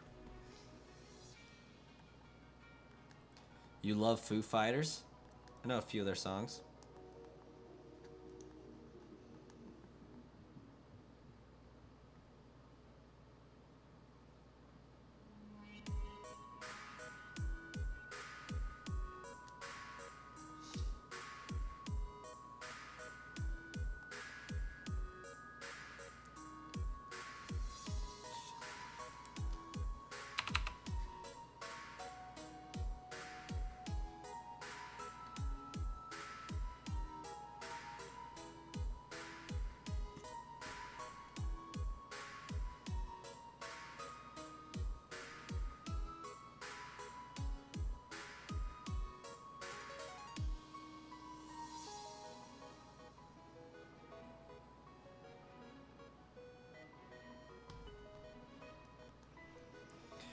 Cubby, what's your favorite Red Hot Chili Pepper song?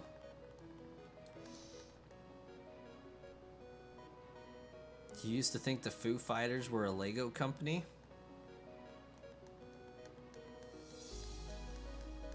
The album with Home Pretenders, your favorite album? Can't recall the name. My favorite band was also Aerosmith. Aerosmith, there we go. Stevie Tyler.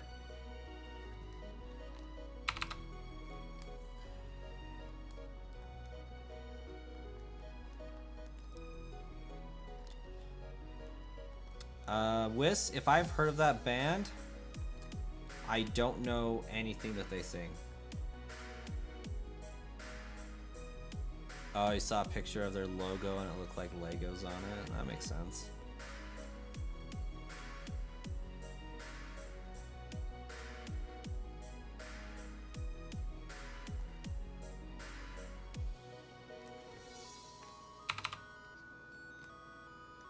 Isn't Rogue just like a battle gauntlet where you try to win as many battles in a row as you possibly can with limited resources?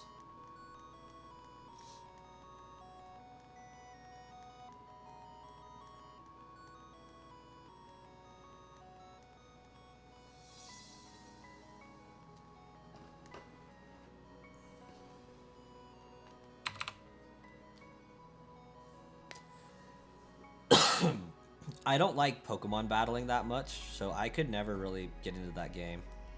Californication, Can't Stop Me Now are a few that come to mind. What's yours? Whenever I think of Red Hot Chili Peppers, By the Way is the song that comes to my mind.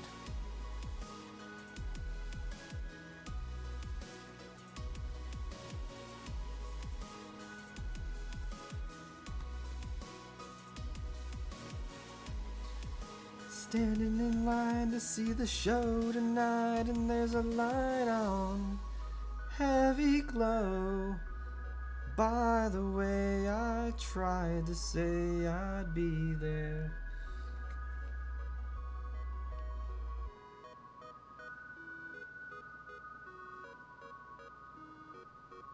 I used to, like, summer of 2008, I was vibing to that song all summer.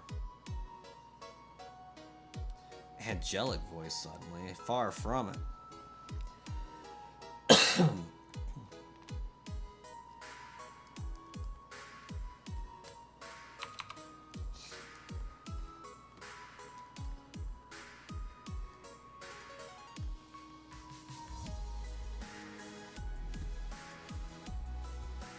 And the second song that comes to my mind is Snow.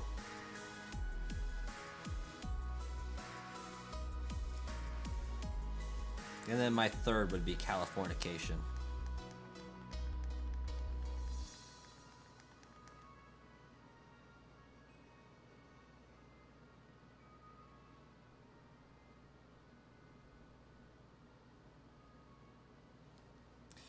Did your wife ever teach you how to play the electric guitar so you can shred the Pokemon Coliseum theme? She did not, but I have a feeling we're probably going to work on that soon.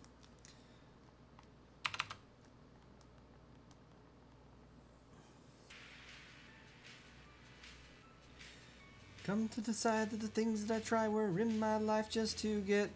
I don't want to get demonetized. When I sit alone, come get a little on. But I need no one to myself this time.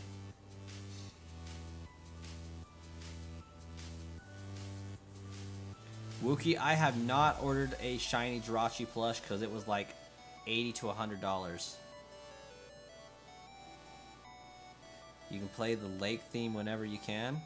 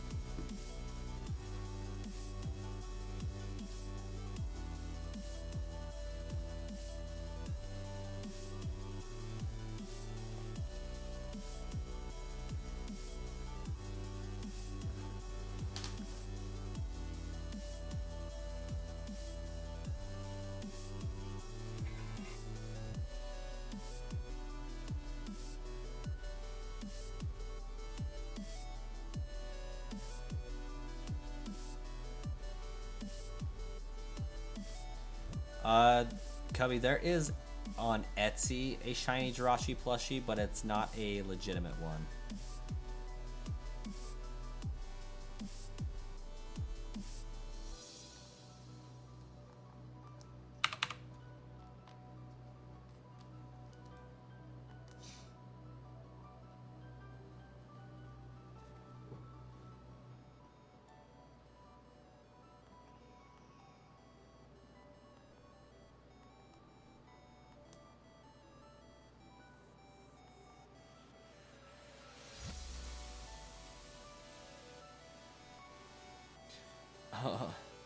I could imagine they'd sell out of that fast, Cubby. That sounds like an awesome thing.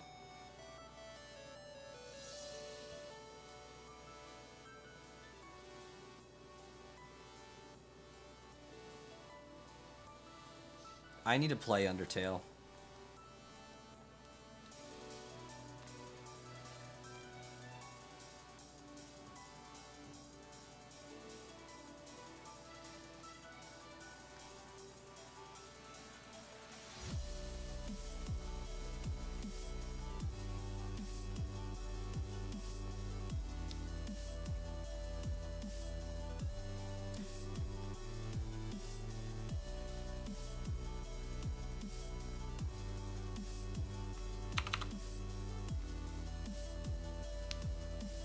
$888. That's a good round number.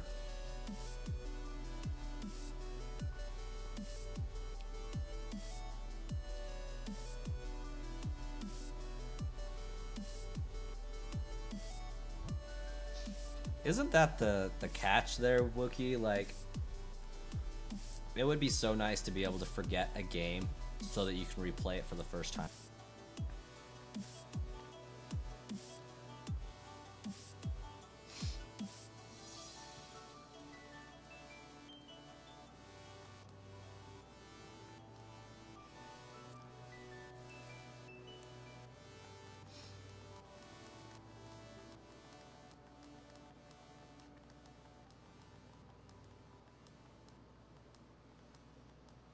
You have Stone Temple Pilot stuck in your head.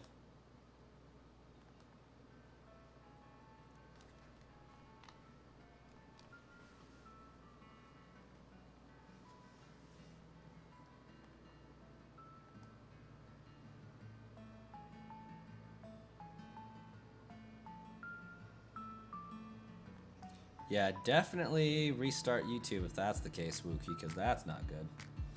But in that regard, it does say that I have skipped some frames over the last 11 minutes. So I am starting to drop frames, and that's not good.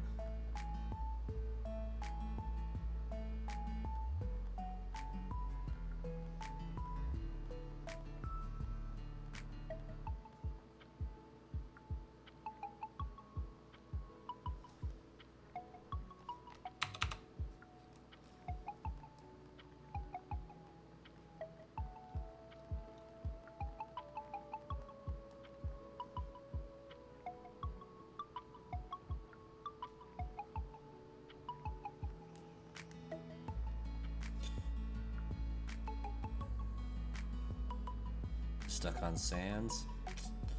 Best of luck there, Wookie.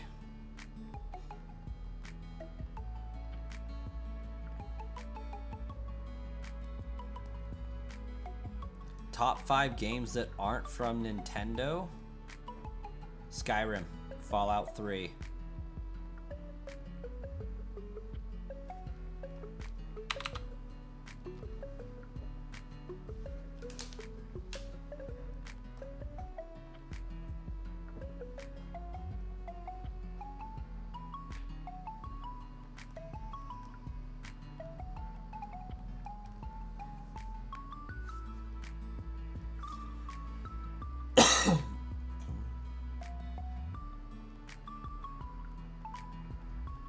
Portal 2. I prefer Portal, but yes.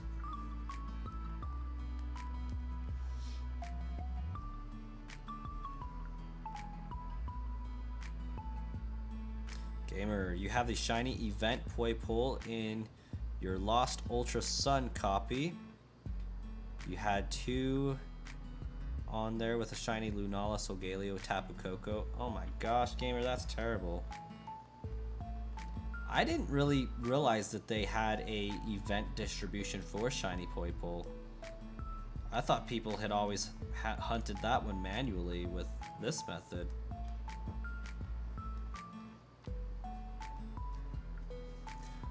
Undertale, Minecraft, Fallout 4, Deltarune, and Sonic.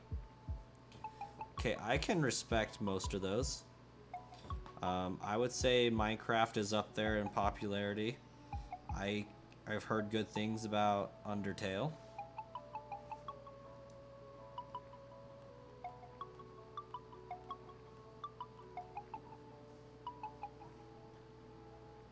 But I have to draw the line at Fallout 4 because Fallout 4 is vastly inferior to Fallout 3.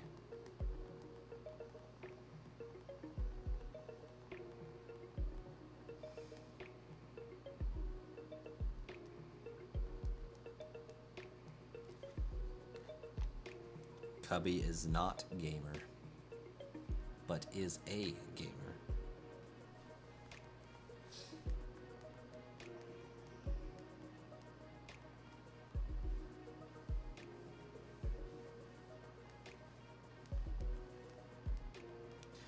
I don't know, but a lot of people like Fallout 4 more than Fallout 3. Well, those people are wrong, definitely.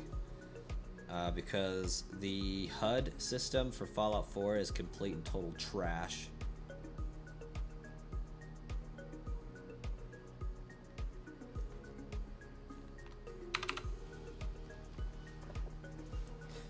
Like, yeah, it's got better graphics, but its content is dumpster. Like, I didn't even touch the game. That's how bad it was. Like, I watched my dad play a few minutes of it, and I'm like, no.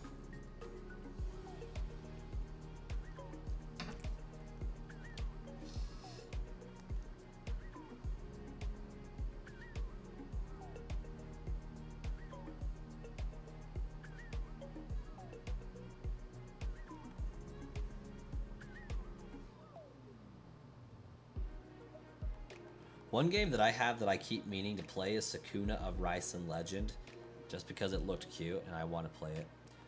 I also want to play Octopath Traveler because I have that. Use shiny hunting event dusk form Lycanroc on that Ultra Sun copy. After hatching 2 boxes full of those eggs, you never got it.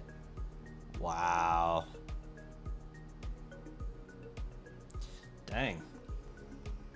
I still have my dusk form Lycanroc somewhere. Also, somebody subscribed to the channel in the last few minutes. Thank you. I don't recall it popping up and saying who did such a thing, but thank you. We're cruising along, making our way to 20.4K, making our way downtown, walking fast.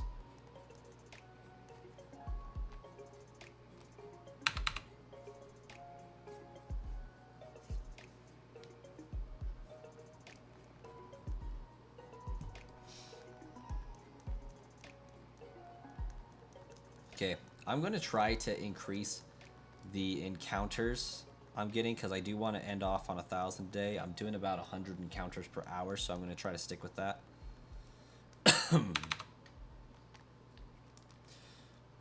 Yep, me subbed.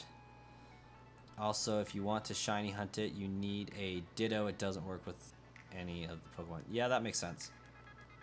Any other Pokemon. The most toxic games: Fortnite, Roblox, COD, Black Ops, COD 3, COD 2, COD 1, COD Modern Warfare. What is COD Z? COD Modern Warfare 2, and COD 1.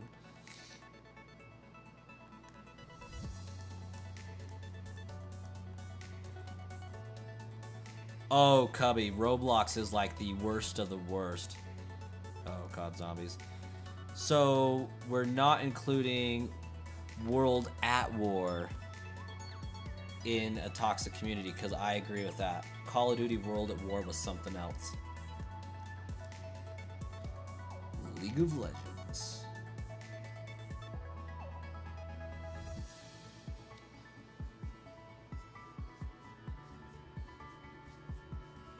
Yeah, Roblox is a wild, wild place, and I've never really been in there, and I don't understand Roblox at all.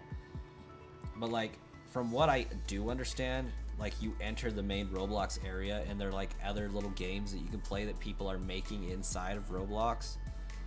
And you get into some dark internet level crap playing Roblox. Like, you don't even have to go to the dark web to get dark web stuff. You just go play Roblox, and you're there.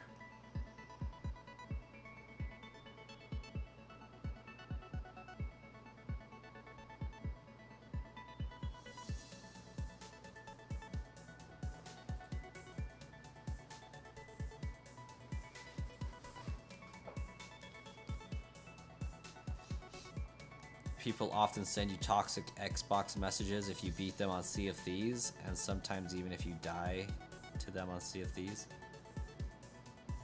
Valorant and Among Us are also toxic.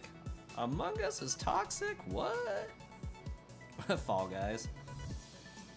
So basically, anytime that there's an online chat room for the games that you can play, it's going to be toxic, is what I'm gathering. What Pokemon should you shiny hunt on your Pokemon Violet copy? You have all the charms on it and you've been bored. Fione.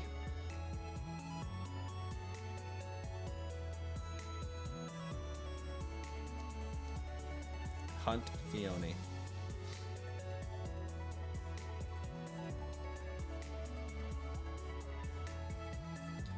If not Fione, Cloth. Hunt Cloth.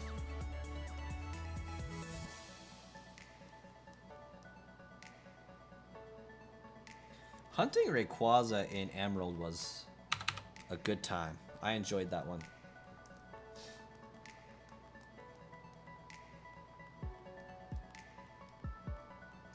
Ten out of 10 would recommend. And definitely will do again.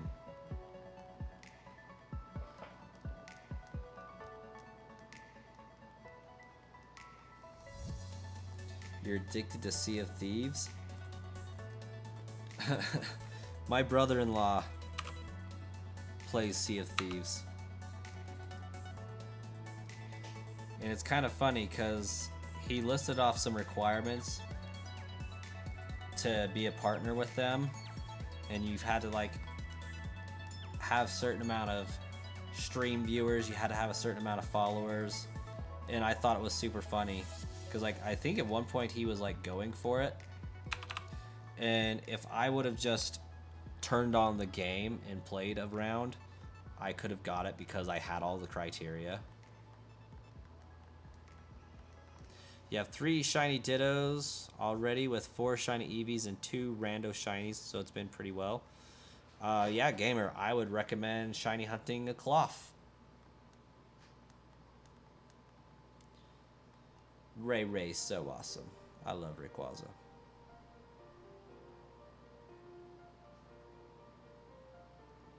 Once you get partnered with Sea of Thieves, you could enable Twitch drop for it. Problem is, I don't play Sea of Thieves, so it wouldn't do me much good to partner with them. I also don't think it would, you know, go over super well on my channel.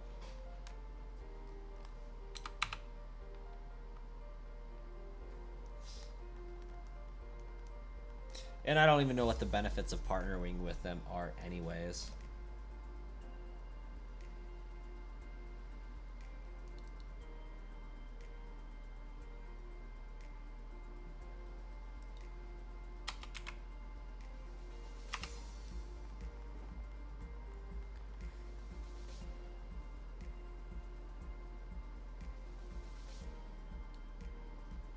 R6 is almost or also toxic. I've never heard of that game. Be pretty fun when you play it for the first time.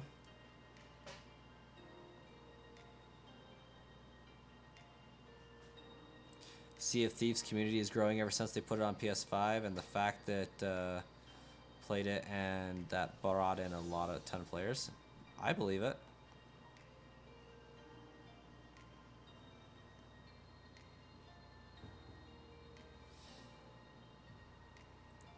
One more like, tell the like goal. That's what's up, though.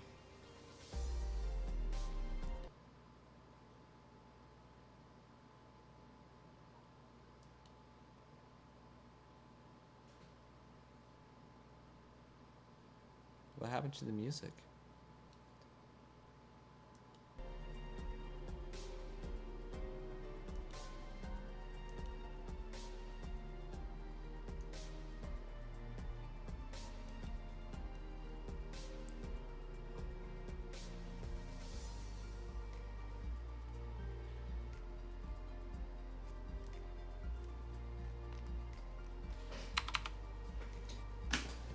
Queso is like one of the biggest streamers with a constant 50K viewers.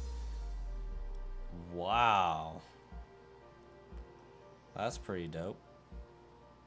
The Pokemon Anniversary plush for Gen 4. What's the Pokemon Anniversary plush?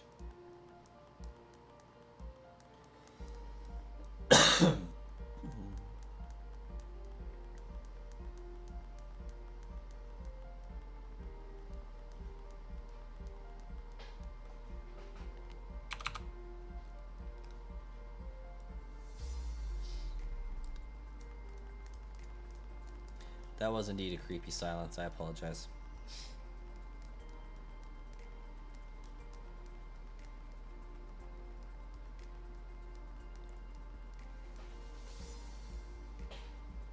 Is Pikachu with the trainer outfits for all generations?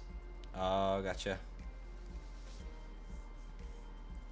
You have a PK plush with a Victini costume. Wow, that sounds pretty cool.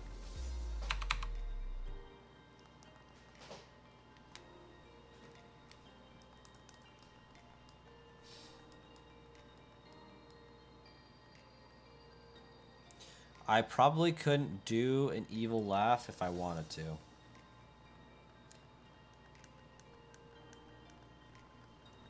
If I even try to laugh right now, I start a coughing fit.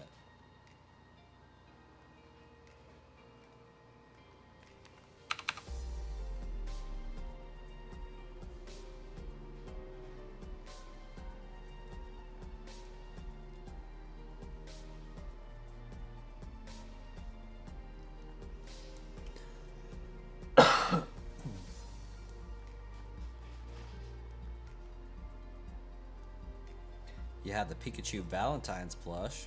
Wow. Selling for 100 plus online. I got a good amount of plushies. Poplio has no business being up there with Chimchar. But I have my Generation 8 plushies in the wrong place and didn't want to move them to make room for Poipole.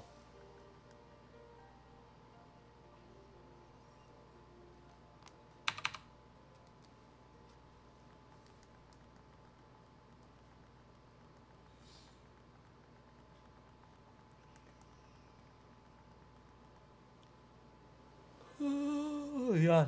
Have only 3 plush from the Pokemon store, but Pikachu Victini plush was the most expensive. I think I have some from the Pokemon Company. I got 3 from Build-A-Bear. Ooh, I low-key want a Mary plush. And $600 is more like a Snorlax beanbag than a plushie. Like, that's wild. This mosquito is getting you mad? Why is it getting you mad?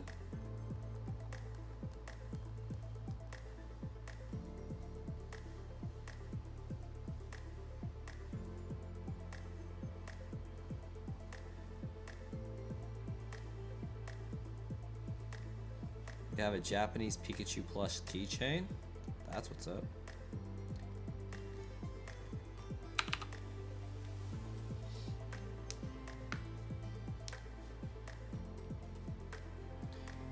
You would love a giant Snorlax beanbag. Me too, Wookie, me too.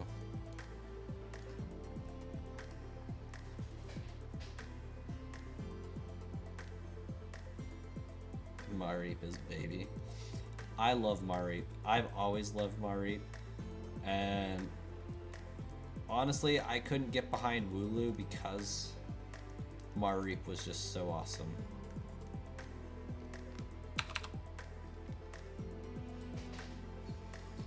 Can I get that life-sized Furret plush? I didn't know there was one.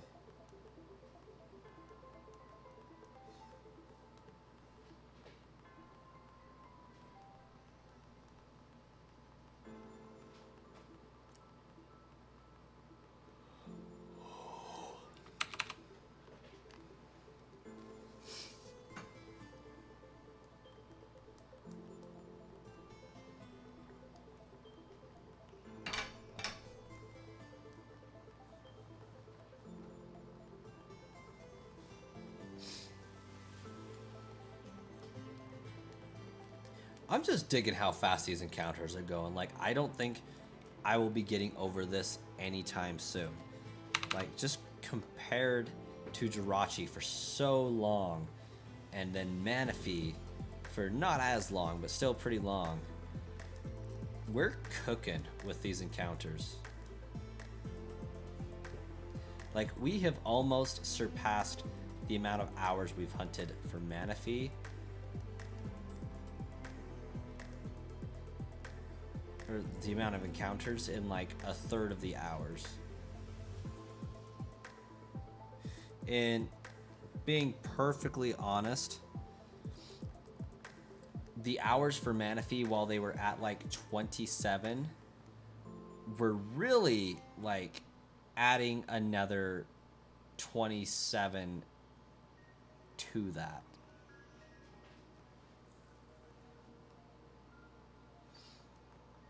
Because like I did a lot of prep off stream to be able to hunt on stream. Like we got it in 232. We got to divide that by 4, then times it by 30. 232 divided by 4 is 50 plus 8. 58 times 30 is 25. Yeah, roughly 29. So official stream clock said like 25 hours, but we have to add 29 hours to that for the prep time. And yeah, wild. It was like 50 hours of work to get that many encounters, and we're almost at 1,000 in like less than 10 hours. It is most definitely Bruxish.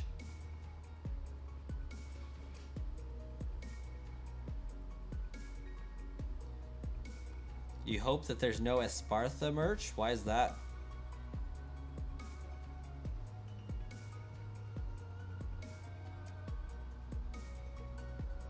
Oh, okay.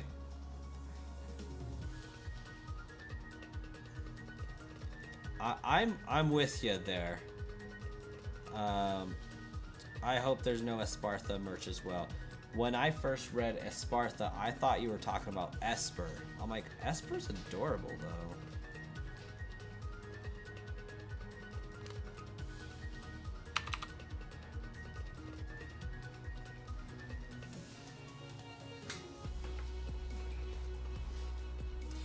Ah, yes, shiny hunting, the way to drain time. Feel my pain. Game Lord, yeah.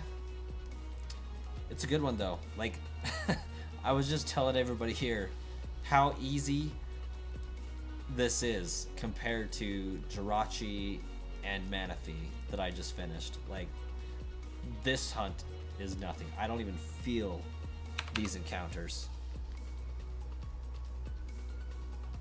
Gaming Epic, welcome. Pokemon indeed.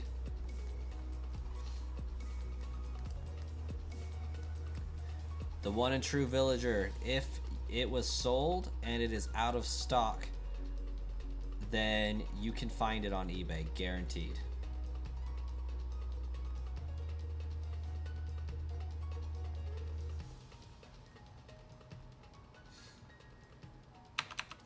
And if a Bruxish plush was mailed to me, I would take that as a personal attack.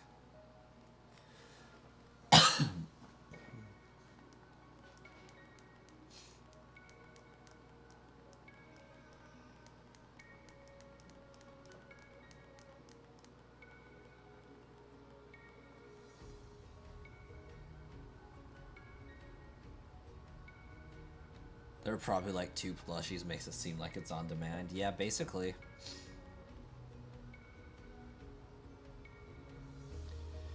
I should do fan mail opening. I've considered it. I really have. There's a problem with doing it, though. One, I have to pay for a P.O. box because can't be doxing my address left and right.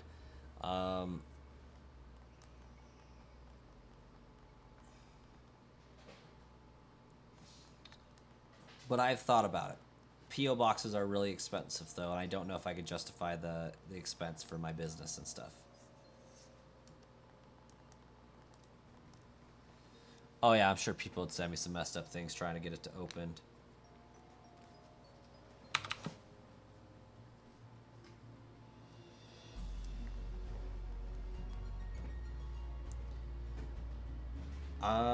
The P.O. box that I was looking at is like, it was like $12 a month or something ridiculous like that. Let me see. It was, I know I just looked at the price. I'm like, wow, that is legitimately ridiculous.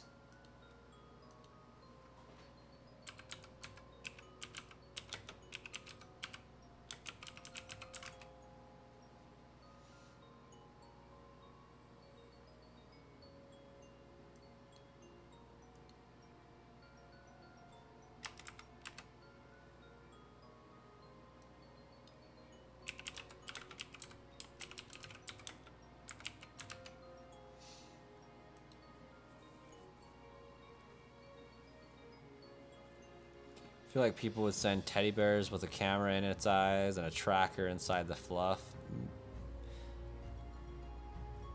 Could happen. Find a P.O. box near me.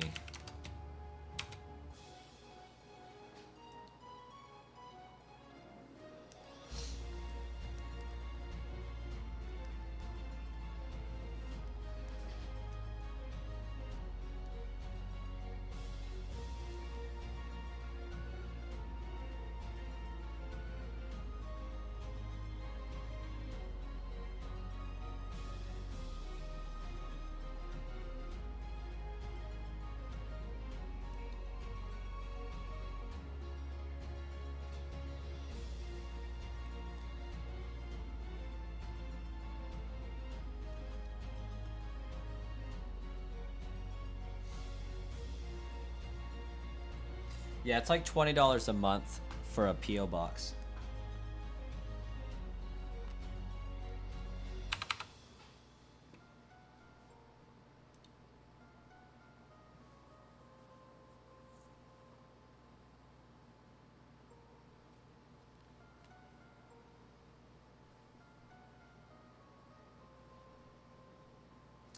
Yeah, they're $15 to $20 depending on the size.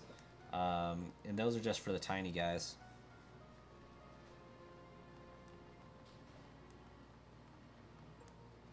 But at the minimum, $15 a month. It's wild.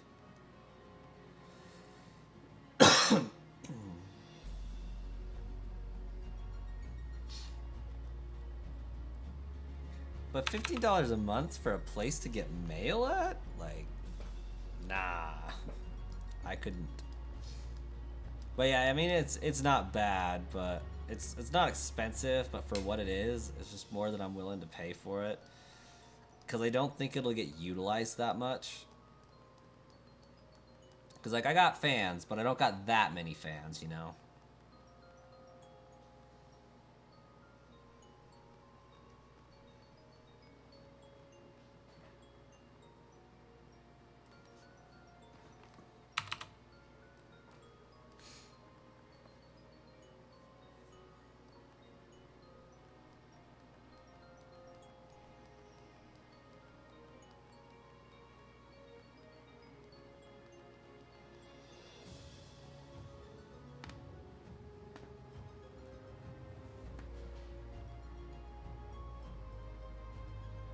I should go to TwitchCon or VidCon and meet some fans. Honestly, I don't think I'm big enough that people would even know who I am. I think that would just be disappointing for me.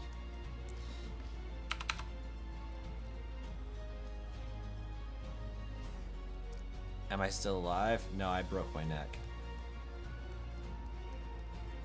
I mean, you heard that, right?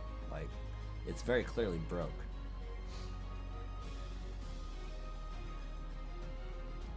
Get some bubble wrap ASMR without the plastic.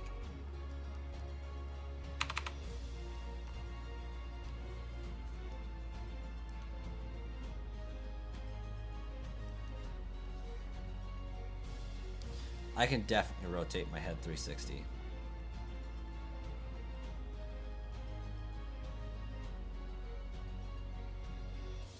YouTube does not help its smaller creators much, yet promote random shorts. Yeah, I mean, we're streaming in the YouTube Shorts algorithm, and we get a good number of people that pass through, get a number of views. It's just getting them to stick. And I stream at a really weird time. Like, my streaming time is less than ideal. If I would switch to streaming consistently in the early morning, I would probably do better. Like, 7 a.m. my time to 10 a.m. my time would probably be my optimal stream time.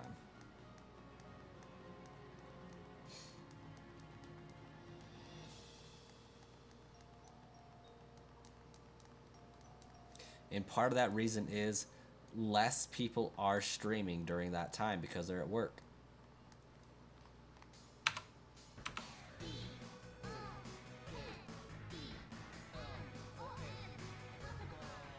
And I'm trying to get it on my channel to where I have more videos that are less time sensitive, more videos that are, you know, gonna be good to watch forever, like shiny hunt reactions, shiny hunting, things like that. Just get more how-to videos, more learning videos out on the channel that can get views over time. Because like once you get 1,000 videos, if you think about this, you have 1,000 videos of things that people will search, and they're videos that don't go out of style and don't lose due to time sensitivity. If you could get a view on every single one of those videos each month, you're going to be making your CRPM every month. You're going to be making $2 collectively at a minimum per month, just for getting a view on every single one of them.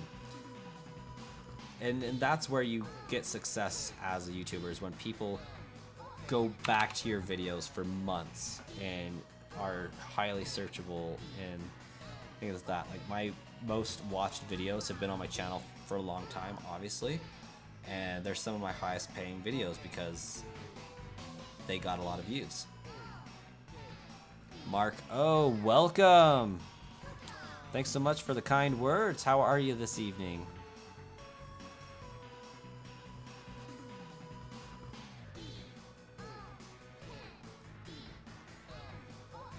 Editing can be really difficult, and especially as just small content creator, like you are your editor, your marketing team, your CEO, your project planner, like you are literally everything, and it's a lot.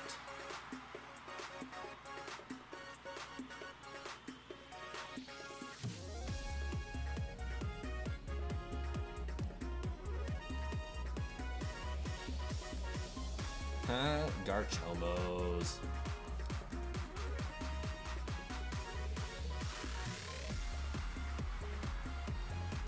So like, I have a video I did for Pokemon Legends Arceus. I have 4 of them. I did the Wisp locations. I thought that they would be dead by now, but those Wisp videos still get views, and I still get comments on them out of the blue occasionally, and I'm like, people are still watching this one? That's wild. But it's because it's not a time-sensitive one. People are always going to need to know where those Wisp locations are, and if they replay through the game, they'll watch it again to find those Wisps. So that is a prime example of a video that is a prolonged use video.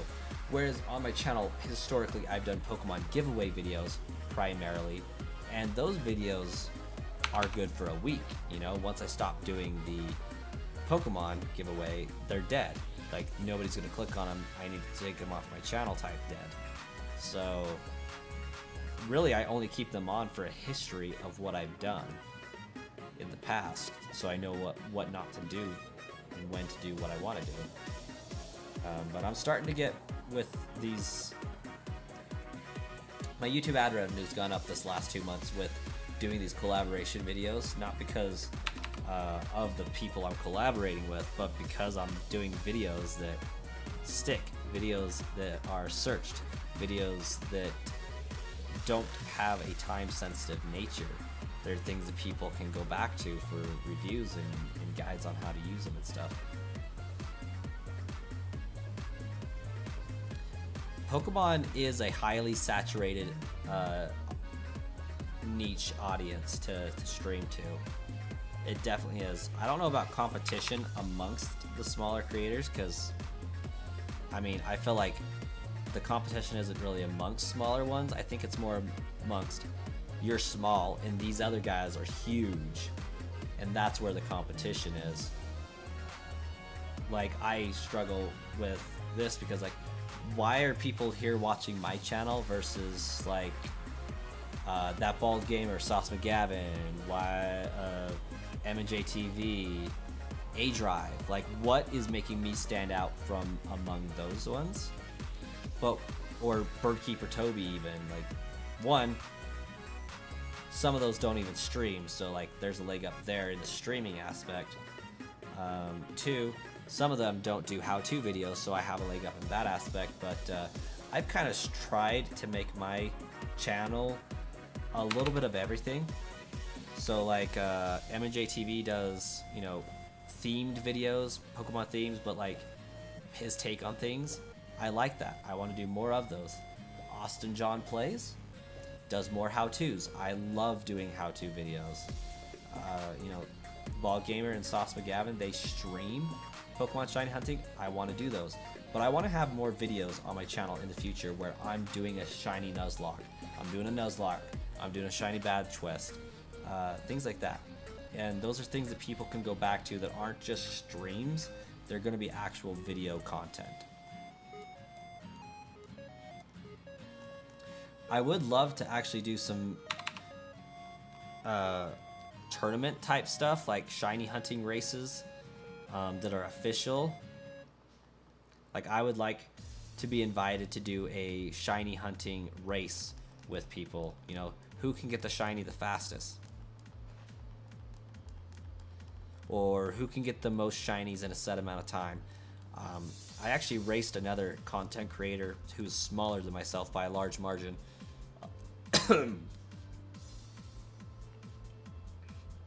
Their channel name was Slinky Graves, or is Slinky Graves. I ended up winning barely.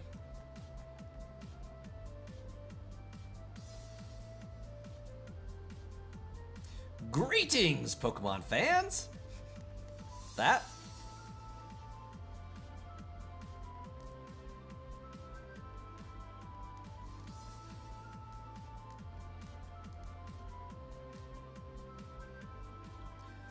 The 100K or the Jirachi? Because I don't think either of those.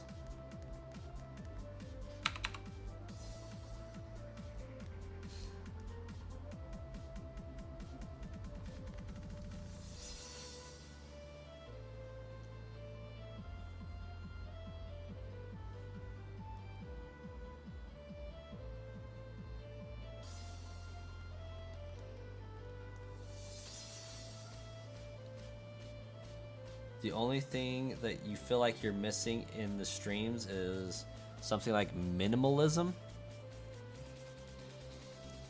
In my streams, Wiss, the only thing that you feel is missing in the streams is minimalism.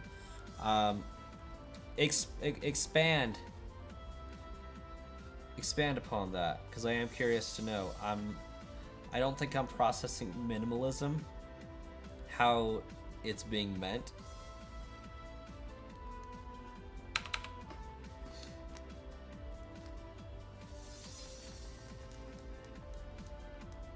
Yeah.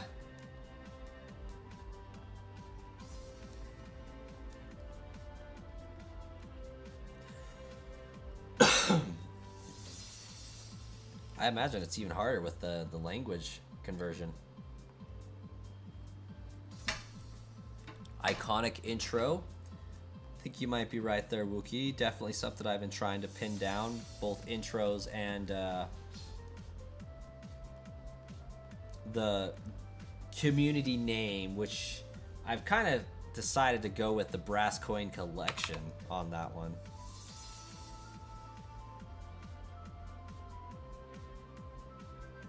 Okay, minimalism can be taken as boring sometimes, and if it's too flashy, then it can be seen as spammy or tacky. Wisp Burger King for lettuce. Yeah. So if I read that back with Cubby's explanation in mind, that would be the only thing that I feel is missing in the streams is minimalism.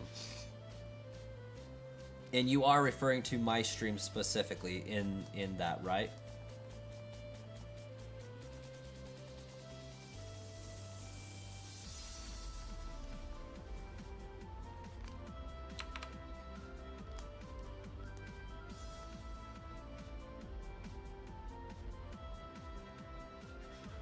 not minimalism is something else. Okay. Because with what Cubby said, definitely with my streams, I can definitely get some boring aspects of it quite frequently because of the shiny hunting nature. And I'm far from the most entertaining person ever, and I don't always know what to talk about. So if like chat's lulling, I got very little to work with that way. I can see how the streams could be boring, definitely.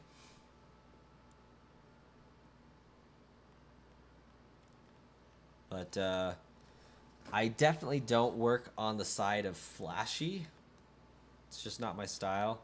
Like, you can definitely see that in my shiny hunting reactions videos. I don't have the jaw to the floor A-drive face. Like the, oh my gosh, I can't believe I found a shiny. I don't do that. I can't. Like, maybe if I find it within the first 100. But, no,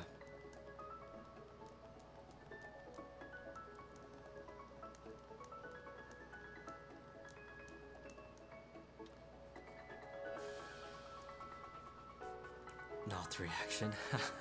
Streams are incredible. Well, that's good to know. Because, sometimes I do ask who would watch me, you know? And I think having humility with streaming is important. Oh, it's just right. Exposure can be hard. Having something to talk about can be difficult because of length. Yes, absolutely. Yeah, exposure's one of the harder aspects of being a content creator and streamer.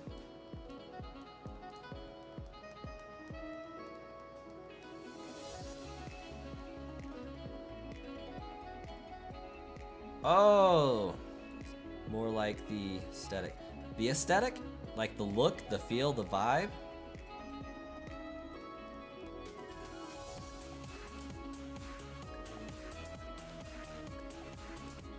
Eddie Spaghetti, welcome to the chat. It's been a while, like 3 weeks. How you doing, man?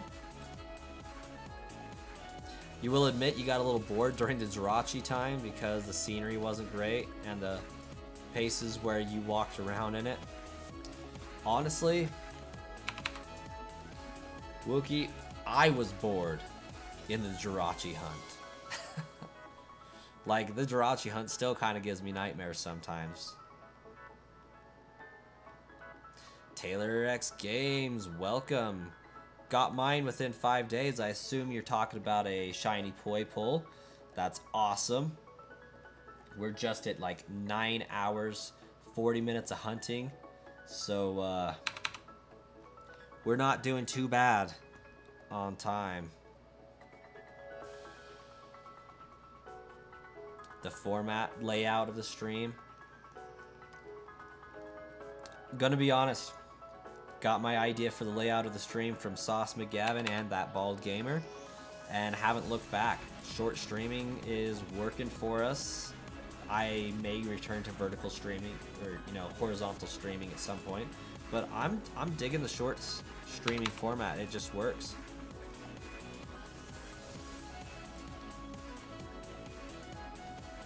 You reset for 12 hours nonstop to get yours? That's nice. I'd love that. I wish I could go back to those days kind of sometimes, where I could reset for that long at a time. Now I'm lucky to get 3 hours before a kid cries and it needs something. But I love it. So it's worth it.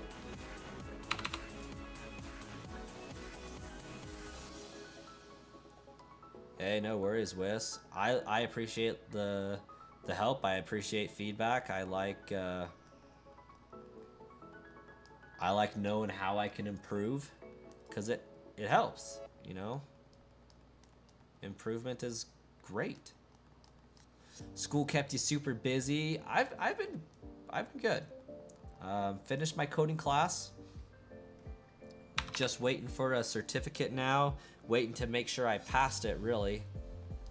I don't know when I'll find out if I passed it or not, but I'm hoping this upcoming week.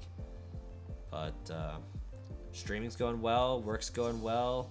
Got approved for work from home here in the near future, and got the computer all set up to do it. And I'm going on leave in about a week and a half now.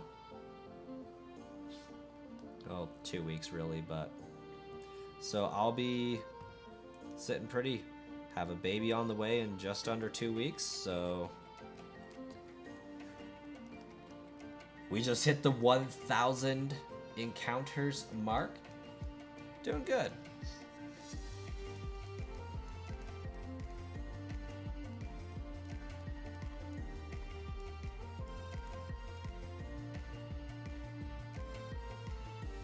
Needs that Comic Sans letters.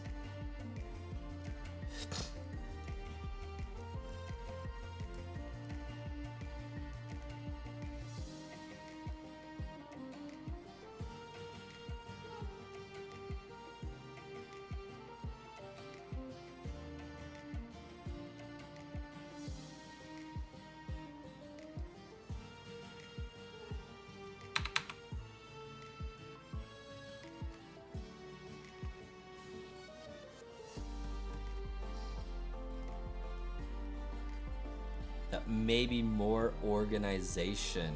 Okay, okay.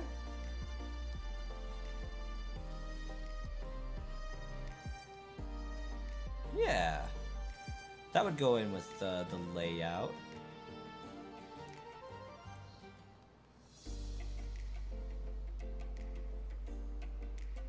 What a coinkydink.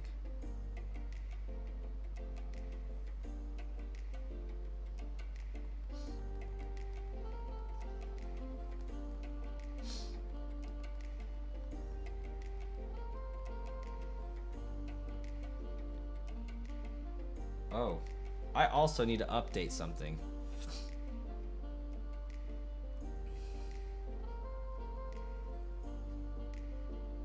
Speaking of layout and organization,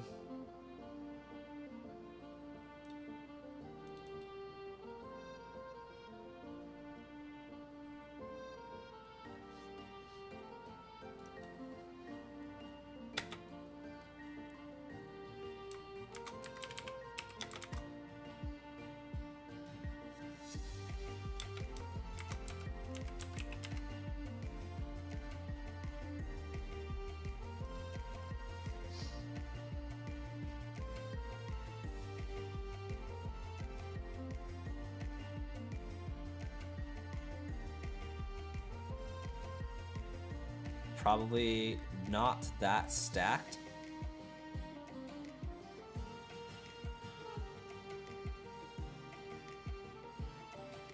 Yeah, Wookie. That's actually what I was just editing there.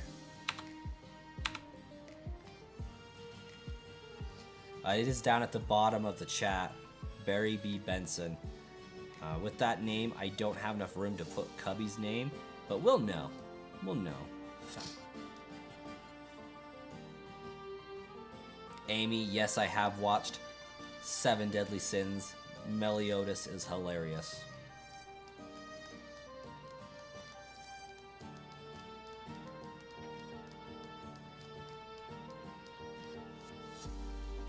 Yeah, I am open to layout pointers and advice, guidance, ideas.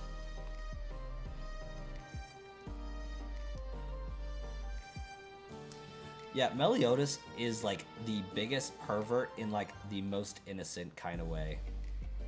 Like, definitely not saying he's innocent, but like it's the unassuming way.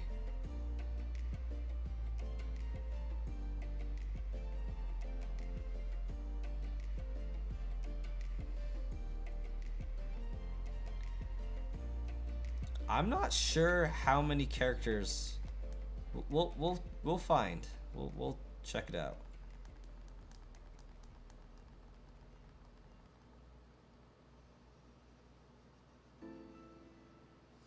Don't know what is the charm that gives big streamers. That is pretty neat looking at the stream. But yeah, I basically referenced the example from Sauce McGavin, and being perfectly honest and candid, this is like almost exactly how he has his stuff set up, and I loved it. But I'm like, I'm not the one watching my streams. You guys are.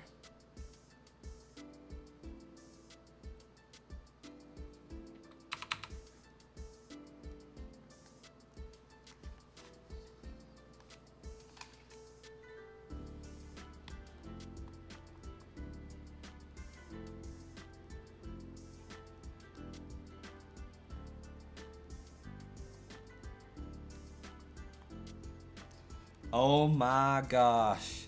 Cubby, your name barely fits.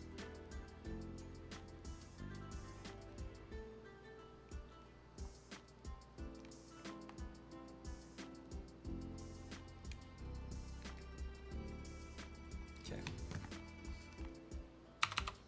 Oh, I already incremented those ones.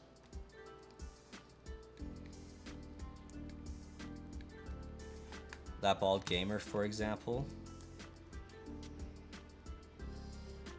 Okay.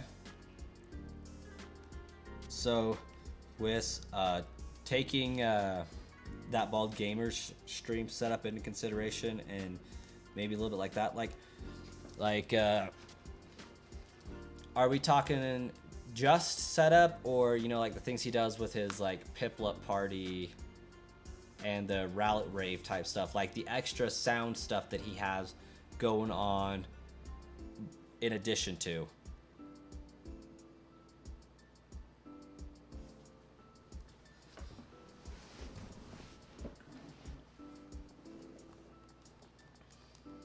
Because I've definitely hung out in some of Bald Gamer's streams. Just to set up from now. Yeah.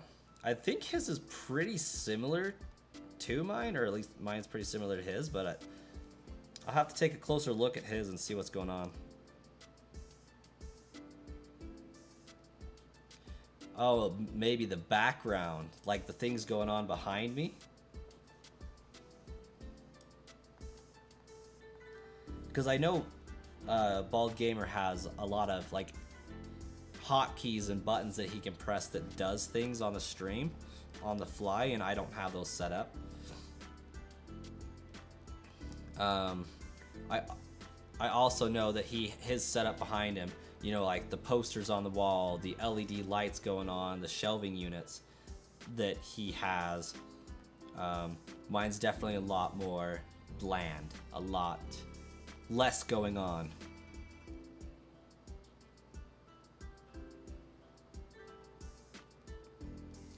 Yeah. I got you, Wiss.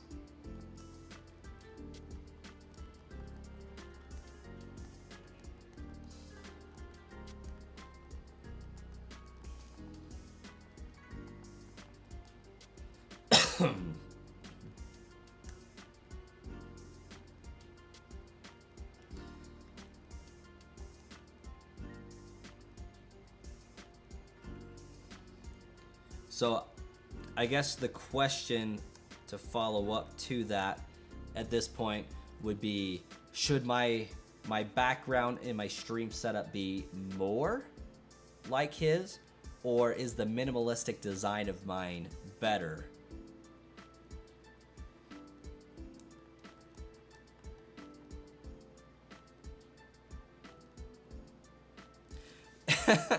Wookie, you like my background because you like to look at the plushies and see which ones were moved around or new? That's funny because none of that's intentional. It just kind of happens. My kid likes to go and grab those plushies and I don't put them back in the right place every single time.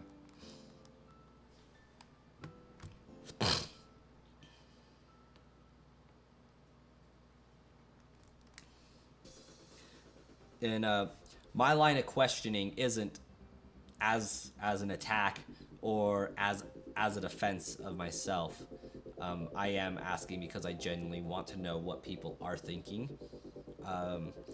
that would improve the stream, because there's that something that you gotta have, that something that's going to make the difference, and if you can figure out what that something is, you're a lot better off. The blue makes my background a bit gloomy, though. Okay, okay.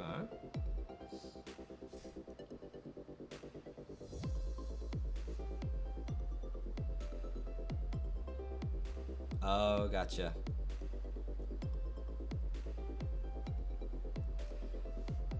Gonna soon shiny hunt a Alolan Pokemon in Scarlet and Violet. Nice, gamer. Get yourself a Poplio and Rowlet. So, stream's nice. One of those charms that you okay, I'm understanding what you're saying now, Wes. We're not. It's not feedback for improvement. It's saying there's a charm in the minimalistic vibe. There's not too much going on back there, so you're actually like zoomed in on the stream and what's going on stream.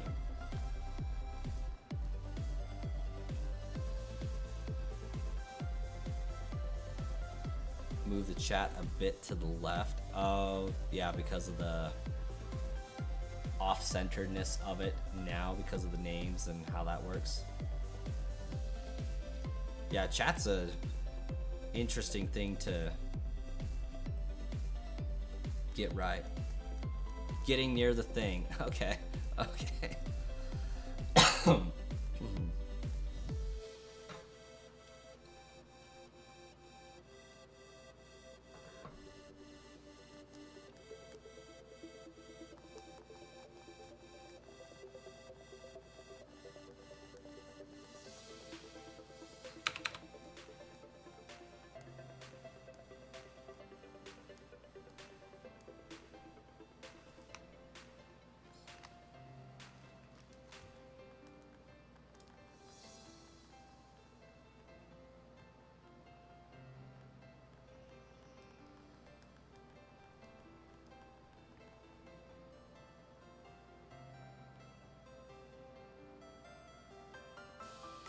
I changed nothing.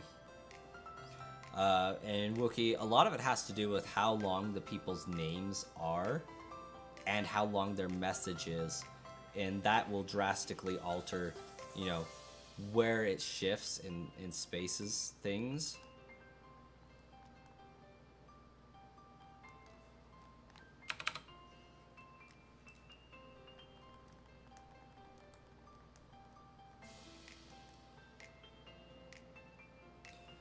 Thing that needs improvement is the stream format quality. Okay, okay.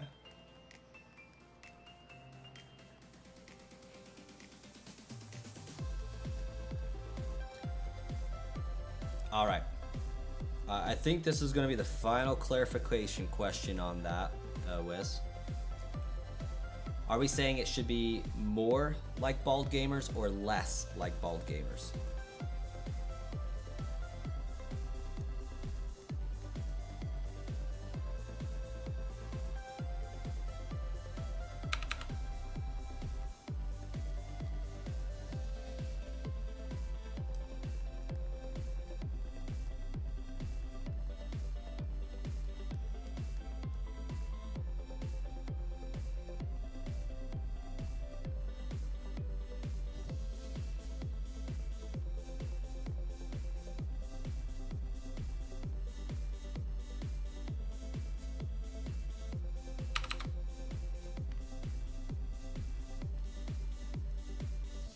Need to put my own things. Okay.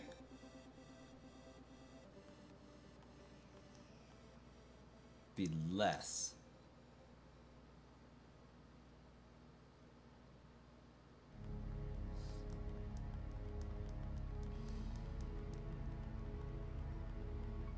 Yeah, I definitely went with a blue-purple vibe for my channel, as indicated by all the blue and purple that you're seeing on your screen right now. I do like the idea of changing the lights to match the color of the shiny that I'm hunting.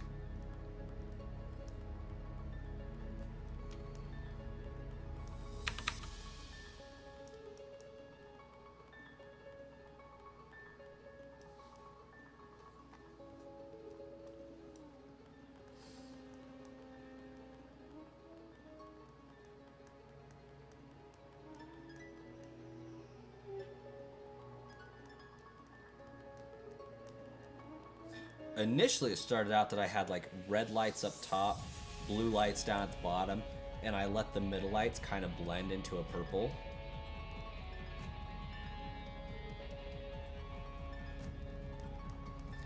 Those lights will be eventually getting replaced. I haven't like dropped the most money into them because I'm still waiting to get my house where I can build a room that is my gaming area. Like, I want to have my studio be my studio, and I won't be doing that until I get a house because I don't want to do it multiple times. K Spog, welcome. I'm doing well.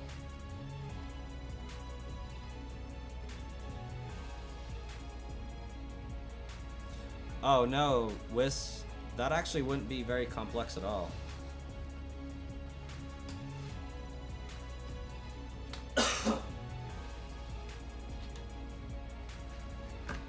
Like, just remotes.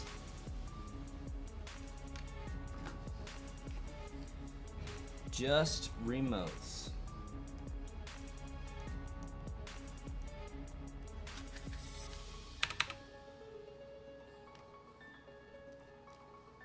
So it'd be just like,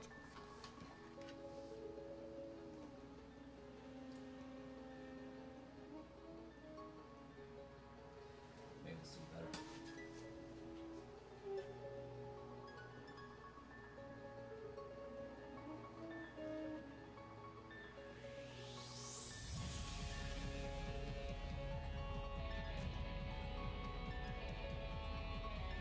Some of the sensors are blocked, but pretty easy to change them. I just gotta focus the remotes a little bit better.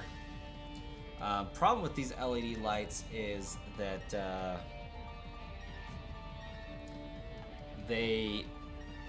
some of the colors are going out. So like, I flipped it to purple up top, but this top one is red. So that's interesting. But yeah, I can change the colors of them. Yeah, you guys can't see up top.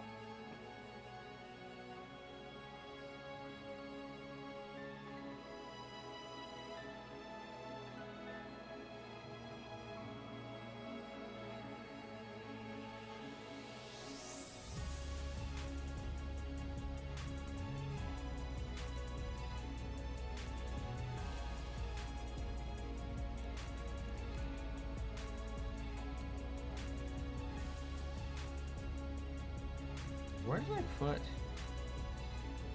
the iTunes window, I wonder?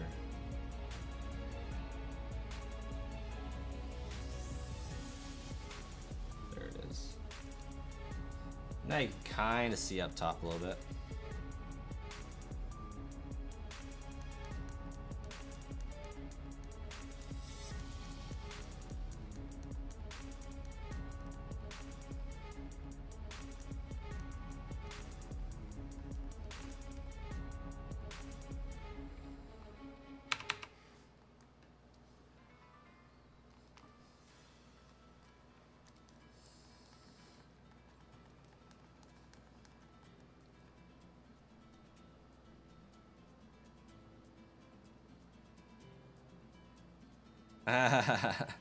Yeah, it's definitely not making the most sense there, Shark Wookie.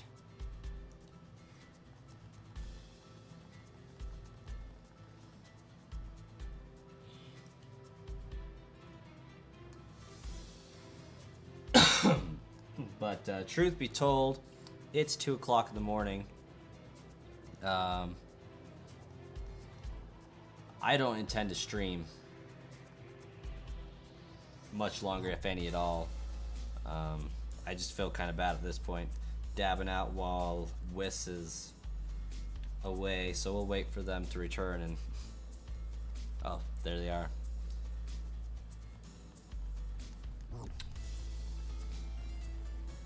Yeah, we've been streaming for 3 hours. I'm gonna give it like 5 more minutes just to make sure it's a full 3-hour stream. I will be streaming again tomorrow. That one's a given. I am off Monday and Tuesday, so there will be a stream Sunday night. There will be a stream Monday night because I don't have to sleep at a decent time. So, same time Sunday, same time Monday, but there will probably be a bonus stream Sunday as well. We'll see what I get up to. I may have a niece come babysit my kiddo so that I can devote more time and attention to streaming tomorrow. I also have 2 videos I need to pump out, 3 really. I did finish getting my video done for Manaphy. That is releasable now. I just need to make a thumbnail for it. And I am working on one of the videos tomorrow. I am working on is the moving Pokemon from Generation 3 all the way up to Generation 9. I just about have that one all compiled. It's about 18 minutes long. I just need to do the voiceover for it, and we'll have Gen 3 to Gen 9 in 2024 a video. So got two actual videos coming out and probably 3 Pokemon Go videos that I'm going to be working on. So Wookie Spooky, when I found my shiny Manaphy, in the middle of the stream, I started making the video. So I just segmented off parts of the stream and said, okay guys, I'm gonna ignore the chat, chat's off the screen. This is what I'm doing. If anybody enters the chat, let them know. I'm recording a video right now, and I did it live in the chat. So it took me a while to cut and edit the chat to make this Manaphy video that I showcased my process for getting it and how I got it so fast. So now I get to do Generation 3 through 9, showing you how to get Pokemon from Pokemon Ruby, like my Jirachi, all the way up to Pokemon Scarlet and Violet. So, yeah.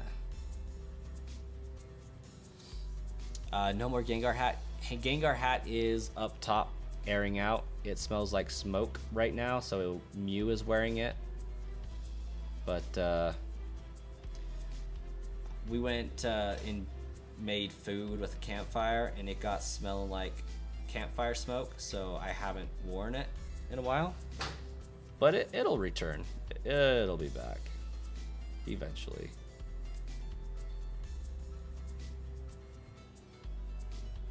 There we go. But y'all, you have a wonderful evening. We're gonna do one last round of encounters for you. Maybe 2. We'll do 2 more. We'll do 2 more. End on 1030. And we're 1/4 of the way to full odds already at 10 hours.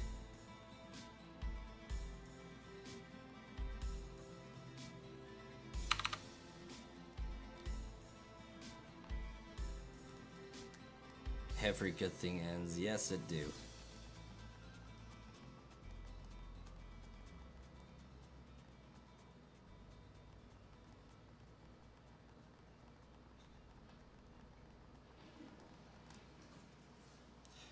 Yeah, and I do want to clean up the streams and make them better. The problem is I have to be able to do the thing myself so that when I need to change it, I know how. So that is also a challenge with creating the stream environment, is it has to be something I can do myself so that I can do it again when needed. But guys, thank you for being here. Thanks for hanging out, chatting it up. Love the feedback, love the vibe.